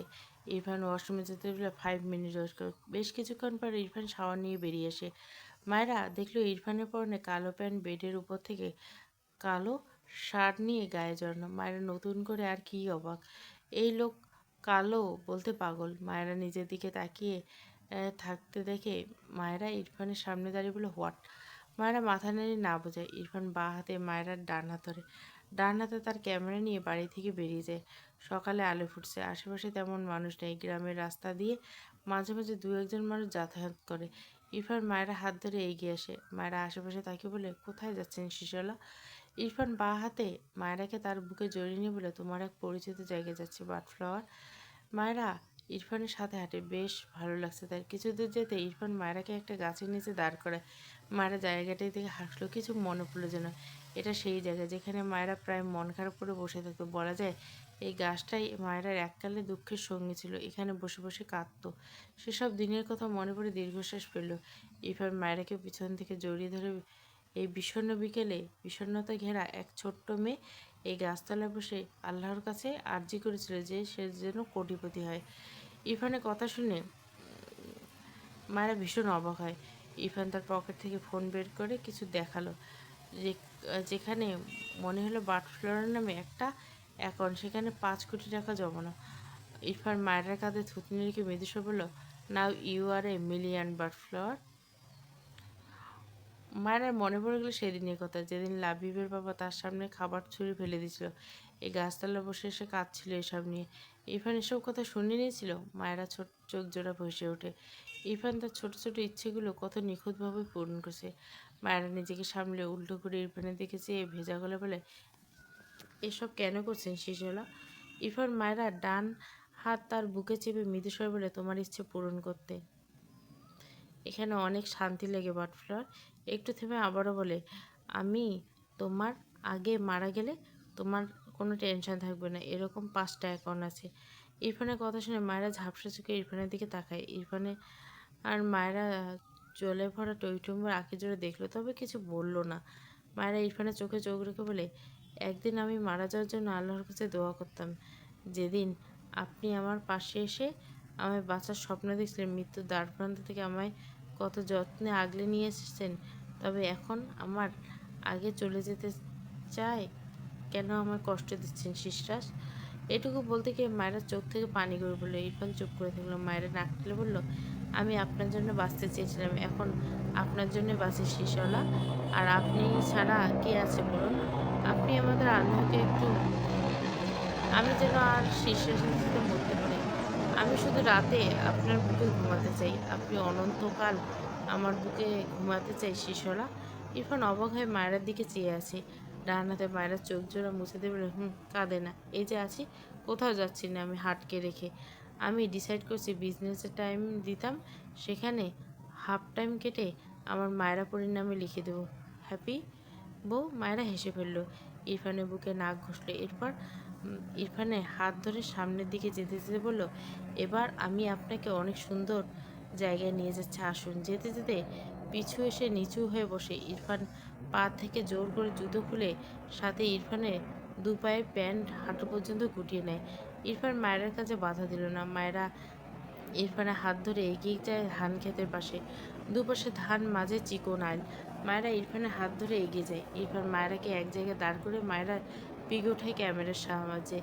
এরপর ধান ক্ষেতের এক পাশে একটি মেশিন চালু করে, যেখানে অনবরত পানি পড়ছে। পানিগুলো আইলের মাছ দিয়ে বিভিন্ন ক্ষেতে ছড়িয়েছে। মায়েরা পানির পাশে গিয়ে দাঁড়ালে ইরফান অনেকগুলো পিক ওঠায়। মায়েরা মেশিন থেকে নিগত পানি কিছুটা মুখে দেয়। ইরফান হাঁটুর নিচ পর্যন্ত পানির মাঝে দাঁড়ায়। মায়ের শাড়ি অনেকটা ভিজে গেছে। ইরফান মৃদু হেসে বলে, বাটফ্লাওয়ার। মায়েরা মুখে পানি দিয়ে ভেজা মুখে ঘাড় বাঁকিয়ে তাকালো ইরফানের দিকে। সাথে সাথে ইরফান পিক ক্লিক করে। মায়েরা ইরফানের দিকে পানি পানি ছিটিয়ে খিলখিল করে হাসে। ইরফান মুখ বাঁকিয়ে আবারও মায়ের দিকে তাকায়। মায়েরা হাস্যোজ্জ্বল পিক তার ক্যামেরাবন্দি। এরপর ইরফান তার ক্যামেরা গলায় ঝুলিয়ে মায়ের দিকে এগিয়ে গিয়ে মায়েরাকে কোলে তুলে নেয়। এরপর দু আইলের মাঝখানে বেয়ে যাওয়া পানির মাঝ বরাবর হাঁটে ইরফান। বেশ ভালো লাগছে তার। মায়েরা ডান হাতে ইরফানের গলা জড়িয়ে ধরে, ভালোবাসি শিশরাজ। ইরফান আর চোখে মায়েরার দিকে তাকায়, সামনে দৃষ্টি রেখে বলে, আই নো বাটফ্লাওয়ার। মায়েরা মুখ ফুলিয়ে বলে, আপনি আমার কথা আনসার দেন না কেন? ইরফান হাত বাড়িয়ে সিটিয়ে মায়েরাকে ধরে জড়িয়ে আবেগ ঘন কণ্ঠে বলে, ভালোবাসা ফিল করতে হয় বাটফ্লাওয়ার, এটা বলার জিনিস নয়। মায়েরা দু হাতে ইরফানের গলা শক্ত করে ধরে। ইরফান ঠোঁট বাঁকিয়ে হাসলো। আশেপাশে চোখ বুলে তেমন কাউকে দেখতে পেল না। ইরফান গিরা আর অনেকটা পর্যন্ত পানি ছুঁয়েছে। এভাবে ইরফান মায়েরাকে কোলে নিয়ে হাঁটে। গ্রামীণ পরিবেশের সকালে এমন আবহাওয়া, নতুন এক অনুভূতির সাথে পরিচয় হলো দুজনেই। সন্ধ্যার পর ইরফান শুদ্ধ ছাদে বসে আছে। ইরফান ল্যাপটপে কিছু কাজ করছে। শুদ্ধ সিগারেট খুব বেশি খায় না, তবে মাঝে মাঝে না খেয়ে থাকতে পারে না। যেমন ইরফানের পাশে বসে সিগারেট টানতে ব্যস্ত। ভাবনার মাঝে সে প্রায় অনেক দিন যাবৎ, না শুধু অনেক দিন নেই, বেশ কয়েক মাস হলো ভুল করে ইরফানের হাতে সিগারেট দেখেনি। এই ব্যাপারটা বোঝে না। তার সামনে না খাক, কয়েক মাস ভুল করে হলেও একবারও তো চোখে পড়তো, কিন্তু না, সে তো দেখেনি। কিছু একটা ভেবে ইরফানের দিকে তার ধরে রাখা সিগারেট বাড়িতে বলে, সিগারেট খাবেই? ইরফান ল্যাপটপে কাজ করতে করতে ধান্দায় শুদ্ধর হাত থেকে সিগারেট নেয়। লাইটার দিয়ে আগুন জ্বলিয়ে ঠোঁটের ফাঁকে রাখে। এরপর হাতের লাইটার শুদ্ধর ডান হাতে দিয়ে ডান হাত সিগারেট ধরে সামনে চোখ পড়লে দরজায় মায়েরাকে দেখল। ইরফান বেশ কিছুক্ষণ মায়েরার দিকে চেয়ে সিগারেট ছুঁড়ে ফেলল। মায়েরার মুখে বিষাদের ছোঁয়া যেন, যা ইরফানের কাণ্ডে মুহূর্তেও তার মুখে হাসি ফুটে উঠল। ইরফানের সূক্ষ্ম হাসি। শুদ্ধ ইরফানের দিকে চেয়ে অবাক হয়ে বলে, সিগারেট ছুঁড়ে ফেললি কেন? ইরফান মায়েরার দিকে চেয়ে বলে, বাটফ্লাওয়ার লাইক করে না। শুদ্ধ অবাক হয়ে বলল, না খেয়ে কেমনে থেকে ছাড়বি কেমনি? এবার সহজ স্বীকারোক্তি ইজ ডিফিকাল্ট, বাট বাটফেলার জন্য সব কিছু করতে পারি, যেটা যতই ডিফিকাল্ট হোক কেন। শুধু মাথায় হাত দিয়ে বলে, একটু কম কম হলে ভালো হতো না? আমার বউ তো হার্ট ফেল করবে তোর মতো স্বামীকে দেখে। আমি সব সিগারেট ছাড়তে পারবো না। ওরে বাবা, কি ভয়ানক কঠিন কাজ। ইরফান মায়েরার দিকে চেয়ে বসা থেকে দাঁড়িয়ে যায়, মৃদুস্বর বলে, I can do anything my butler. শুধু চুপ করে থাকলো। ইরফান সাথে সাথে তার হাত মেলে, এই শালা অস্বাভাবিক, হাত দুটোর কি অবস্থা করছে। ইরফান ছাদ থেকে এসে ঘুমিয়েছে। এখন রাত বাজে 12টা। মায়েরা ইরফানের জন্য ভাত এনে বসে আছে। ইরফান উল্টো হয়ে শুয়ে আছে। মায়ের মাথায় দুষ্টুমি বুদ্ধি আসতে সে এগিয়ে গিয়ে এসে ইরফানের কানের থেকে একটা আঙ্গুল ঢুকে ঘোরায়। ইরফান মুখে বিরক্ত হাস। মায়েরা অনবরত কাজ করতে থাকে। ইরফান বিড়বিড় করে বলে, স্টুপিড জ্বালিও না। মায়েরা কি সোনার বান্দা? সে মিটমিট করে এসে ইরফানের দিকে এগিয়ে যায়, ইরফানের কানে ফু দেয়। ইরফান আবারও ঘুমিয়ে ঘরে বলে, স্টুপিড গার্ল, কি করছো? জ্বালাচ্ছ কেন? মায়েরা ইরফানের মুখ বরাবর মুখ এনে বলে, উঠুন। ইরফান বিরক্ত বলে নো। মায়েরা বিরক্ত হয়। ইরফান আরও জ্বালায়, এই লোক আজ উঠবে না বলে পণ করছে। মায়েরা কিছু একটা ভেবে ইরফানের কানের কাছে মুখ নিয়ে নিঃশব্দে বলে, তুই জান রে, আমার জান রে, বেঁচে থাকার তুই কারণ। এটুকুতে ইরফান ঠাস করে মায়েরাকে বিছানায় ফেলে মায়েরার উপর আত্মসহায় হয়ে পড়ে। মায়েরা চোখ বড় বড় তাকায়। ইরফান ঘুমঝড় করলে, আমি তোমার কি? মায়েরা এলোমেলো দৃষ্টি পেলে ইরফানের আমতা আমতা করে। ইরফান মায়েরার দিকে আরেকটু এগিয়ে বলে, বলো, আমি তোমার কি? মায়েরা মিনমিন করে বলে, জান। ইরফান মায়েরার কাঁধে মুখ গুজে চোখ বুজে মায়েরা কানে কাছে মুখ নিয়ে ঘুম জড়ানো কণ্ঠে একটু টেনে টেনে বলে, জান। মায়েরা কেঁপে ওঠে। ইরফান চোখ বুজে মায়েরার কাঁধে গাঢ় চুমু এঁকে আবারও একই কণ্ঠে বলে, ডিস্টার্ব করছিলে কেন জান? এবার আমি তোমায় ডিস্টার্ব করবো, বি রেডি, ওকে জান। মায়েরা ঢোক গিলল। ইরফান ঠোঁট বাঁকে হাসলো। ইরফান মৃদু স্বরে বলে, you know butterfly, today 16 July, your birthday, congratulation on running 18, my love. Mayera দৃষ্টিতে বিস্ময়ের সাথে অন্তরে। ইরফান মায়ের গলার কাছে নাক ঘষে বলে, বাটফ্লার খাবো বলে ঘুমিয়েছিলাম, ইউনো রেডি মাইজান। মায়েরা পুরো শরীর কেঁপে উঠল। ইরফান মাথা তুলে তাকায়। মায়েরা চোখে মুখে কেমন ভীত কাজ করছে, উত্তেজনা। ইরফান মায়েরা চুলের ভাঁজে হাত ডুবিয়ে ঘোরের মাঝে বলে, মায়েরা পড়ি তুমি এত সুন্দর করো, তুমি বড় হয়ে গেলে কেন বউ? I can't control myself. মায়েরা দু হাতের তালু শিরশির করছে। ঢোক গেলে মিনমিন করে বলে, ভাত খাবেন? ইরফান মায়েরাকে কথা শেষ করতে দেয় না। মায়েরা ঠোঁট জোরে তার ঠোঁটের ভাঁজে নেওয়া। মায়েরা আশেপাশে চোখ বুঝে নেয়। ইরফান বেশ অনেকটা সময় পর মায়েরাকে ছেড়ে মাতাল কণ্ঠে বলে, জাস্ট তোমাকে খেতে চাই, জান, নাথিং এলস। কথাটা বলে মায়েরার জামা কাঁধ থেকে নামিয়ে দেয়। মায়েরা গলা ছোট্ট করে চুমু আঁকতে ব্যস্ত হয়।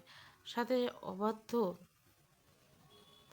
মায়েরা জিভ দিয়ে ঠোঁট ভিজিয়ে জড়ানো কণ্ঠে বলে, ভালোবাসি শেষওয়ালা। ইরফান মাথা উঁচু করে মায়েরার দিকে তাকায়।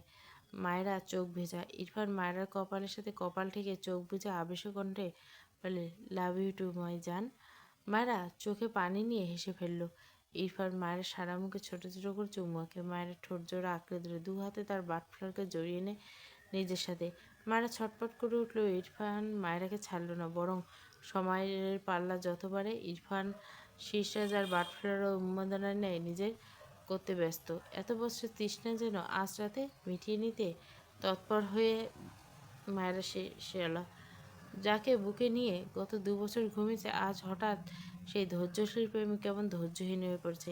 বিশাল দেহ শীর্ষাসে বক্ষের নিচে সেই ছোট্ট মায়েরা হাসি খুশি মুক্ত শিশলাকে বরণ করে নেয়। দুজনের মাঝে হাজারো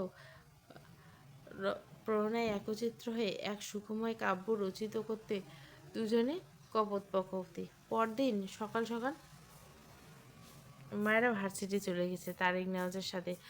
ইরফান সকাল সকাল ঘুম থেকে উঠে মায়েরাকে না পেয়ে বিরক্ত হয়।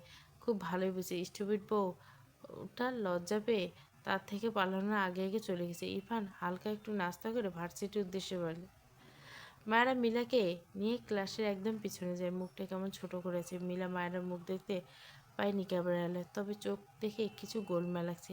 মায়েরা মিলাকে তার জহুরি চোখে চেয়ে থাকতে দেখে থতমত খেয়ে বলে, কি? মিলা গালে হাত দিয়ে বলে, আমি এখনো সিঙ্গেল, আমার যথেষ্ট বুদ্ধি হয়েছে, তোর কি হয়েছে ঝেড়ে কাশ। মায়েরা অসহায় চোখে বলে, তুই বিয়ে করছিস না বলে আমি শুকিয়ে যেতে যেতে দুর্বল হয়ে গেছি, কিছু একটা কর ময়না। মিলা পুরো চোখে ক্লাস বুলে বলে, কাউকে পছন্দ হয় না, তোর জামাইয়ের একটা জমজ ভাই থাকলে সেই হতো। মায়েরা রেগে বলে, আমার শীর্ষ রাস্তার দিকে নজর দিলে তোর চোখ তুলে নেব বলে দিলাম, বেয়াদব। মিলা মুখ টিপে হাসলো, আহারে আমার ময়নাটা তার শীর্ষাসকে কত ভালোবাসে। কথাটা বলে মায়েরা বোরকার হাতে গুটিয়ে রাখা হাতের এক জায়গায় জখম দেখে বলে, অবশ্য এসব ভালোবাসা পেলে সবাই এতই ভালোবাসে, তাই না ময়না? মায়েরা থতমত খেয়ে বোরকার হাতা ঠিক করে নেয়। তখনই ইরফান ক্লাসরুমে প্রবেশ করে। মায়েরা ইরফানকে দেখে চোখ নামিয়ে নেয়। ইরফান ক্লাসে প্রবেশ করে আগে পুরো ক্লাস স্ক্যান করে নেয়। মায়েরা এক কোনায় দেখে বিরক্ত হলো। মিলা একেবারে ইরফানের দিকে তাকায়, আর একবার মায়েরার দিকে তাকায়। মায়েরাকে সেই মাথা নিচু করতে দেখে আর তোলেনি। হলো কি, এ তো ডেইলি তার স্বামীকে জ্বালায়, আজ কি হলো? কিছু একটা ভাবতে বলো। ময়না বেশি লজ্জা পাচ্ছে, বেশি হয়ে গেলে আমাকে কিছু দিয়ে তোর অনাহার স্বামীটার দিকে তাকা, বেচারা তোর দিকে তাকিয়ে থাকতে থাকতে টেরা হয়ে যাবে। মায়েরা রেগে বলে, বেয়াদব চুপ, নয়তো তোকে এক শট মেরে উগান্ডা পাঠিয়ে দেবো। ইরফান গম্ভীর কণ্ঠে ভেসে ওঠে, লাস্ট বেঞ্চ, শাট আপ। মায়েরা আর মিলা দুজনে তাকায় ইরফানের দিকে। ইরফান মায়ের দিকে চেয়ে বলে, ইরফান আবারও বলে, স্টান আপ। মায়েরা ঢোক গেল, সাথে মিলা। ইরফান মিলার উদ্দেশ্যে বলে, তুমি বসো। মিলা খুশি হয়ে টুপ করে বসে পড়ে। মায়েরা রেগে তাকায় ইরফানের দিকে, কত বড় খারাপ লোক, তাকে দাঁড় করেছে আর তার বান্ধবীকে বসতে বললো। মায়েরা ইরফানের দিকে চেয়ে লেকচার দেয়, এই স্টুপিড, ঘুম থেকে উঠে পায়নি ভার্সিটি একা আছে, এখানে এসে আবার লাস্ট বেঞ্চে বসে, মেজাজ পুরো খারাপ করে দিয়েছে। মায়েরা দৃষ্টি বুলালো, ইরফান পাত্তা দিল না। ভার্সিটি ক্লাস শেষে মায়েরা ভার্সিটিতে বসে মিলা সহ নতুন তিনজন ফ্রেন্ডের সাথে দাঁড়িয়ে আছে। ইরফান মিনিট 5 হলো দাঁড়িয়ে আছে মায়েরার জন্য। তার ভার্সিটি সবাই জানে মায়েরা ইরফানের স্ত্রী, কিন্তু মায়েরা ইরফানের কাছে আবদার করেছে ভার্সিটির সবাই যেন সামনে যেন ইরফান বউয়ের মতো ট্রিট না করে, কিন্তু ইরফান মেনেছিল। কিন্তু তার বউ তো স্টুপিড, সে পুরো 5 মিনিট হলো এখনও দাঁড়িয়ে আছে, অথচ মায়েরার খবর নেই। খুব ভালোই বুঝছি, ইচ্ছে করে এমন করছে। ইরফান পকেটে 2 হাত গুছিয়ে রেখে ভার্সিটির মাঠে দাঁড়িয়ে কিছুটা গলার আওয়াজ গম্ভীর গলায়, Mrs Irfan Nawaz, come first, I am waiting for you. ইরফানের কথা শুনে মায়েরা দ্রুত পিছু ফিরে তাকায়। মায়ের ফ্রেন্ডরা ভার্সিটির মাঠে আরও অনেকে ইরফানের মায়ের দিকে অদ্ভুতভাবে তাকাচ্ছে। এমন নয় কেউ জানে না মায়েরা ইরফানের বউ, কিন্তু ইরফান তাদের সামনে এভাবে কখনো ট্রিট না করায় বেশ অবাক হয়েছে। মায়েরা দ্রুত ইরফানের দিকে এগিয়ে যায়। এই লোক কি শুরু করছে? ধূপধাপ পা ফেলে ইরফানের সামনে দাঁড়িয়ে গলা নামিয়ে বলে, এমন করছেন কেন? ইরফান মায়েরা হাত ধরে বলে, এসো। মায়েরা ইরফানের হাত আটকে বলে, আমি আপনার সাথে যাবো না, ছাড়ুন আমায়। ইরফান রেগে কিছু বলতে গিয়েও থেমে যায়। মায়েরা ক্লাস দাঁড় করিয়ে রাখায় এমন করছে। ইরফান বুঝলো বউটার এত জেদ। ইরফান ঠান্ডা গেল, সরি, এসো আমার সাথে। মায়েরা মুখ ফুলে বললো, যাবো না আপনার সাথে। আপনি আমাকে এমনি এমনি দাঁড় করেন আর আমার ফ্রেন্ড মিলাকে বসিয়ে দিলেন, অসভ্য হয়ে গেছেন আপনি, সরুন। ইরফান ফুস করে শ্বাস ফেলে বলে, আমি তো তোমার ফ্রেন্ডকে দেখতে চাই না, তোমাকে দেখতে চাই। মায়েরা রেগে বললো, আবার মিথ্যে বলছেন, আমার মুখ তো দেখা যায়, তাহলে কি দেখলেন আপনি? ইরফান মৃদুস্বর বলে, যা দেখার সেটুকুই দেখি, এসো আমার সাথে। মায়েরা মন খারাপ করলো, আমার পা ব্যথা করছে। ইরফান এগিয়ে গিয়ে বলল, ওকে কোলে নিচে কাম। মায়েরা চোখ বড় বড় করে 2 পা পিছিয়ে গিয়ে চেঁচিয়ে ওঠে, না। পাশ দিয়ে তার ক্লাসমেট যাচ্ছিল, মিট মিট হাসছিল। মায়েরা কান্না পায়, তাকে সবাই খেপাবে, এই লোকটা তাকে কোথাও শান্তি দেবে না। একটু রেগে বলে, অসভ্য লোক, আপনি আমায় একটু শান্তি দেবেন না? ইরফান আশেপাশে তাকে মায়েরার দিকে চেয়ে বলে, গত রাতে এত আদর করলাম, এত ভাস ভুলে গেলে? মায়েরা থতমত খায়, ভীষণ লজ্জা পায় বেচারা। কথা বলা যাবে না এনার সাথে। কোনো দিকে না থেকে ভার্সিটি গেটের দিকে এগিয়ে যায়। ইরফান ঠোঁট বাঁকিয়ে হাসলো। এরপর খুব দ্রুত তার চিরচরিত গম্ভীর ভাব এনে মায়েরা পিছু পিছু যায়। সাথে যাওয়ার পথে পরপর কেউ না কেউ সালাম দেয়। ইরফান ছোট করে সালামের উত্তর দেয়। মায়েরা বাইরে গিয়ে গাড়ি দেখতে না পেয়ে পিছু ফিরে ইরফানের দিকে তাকায়। ইরফান এগিয়ে এসে মায়েরার হাত ধরে একটা রিক্সার সামনে দাঁড় করে, ওঠো। মায়েরা অবাক হয়ে তাকায় ইরফানের দিকে, বিস্ময় কণ্ঠে বলে, রিক্সায় যাবে? ইরফান মৃদু বলে, ওঠো, আজ তোমায় রিক্সায় নিয়ে শহর ঘোরাবো। মায়েরা ভীষণ অবাক হয়। মায়েরা আজ ইচ্ছে ছিল ইরফান কীভাবে যে জেনেছে। মায়েরা অবাক হয়ে বলে, আপনি ভালোভাবে বুঝতে পারবেন?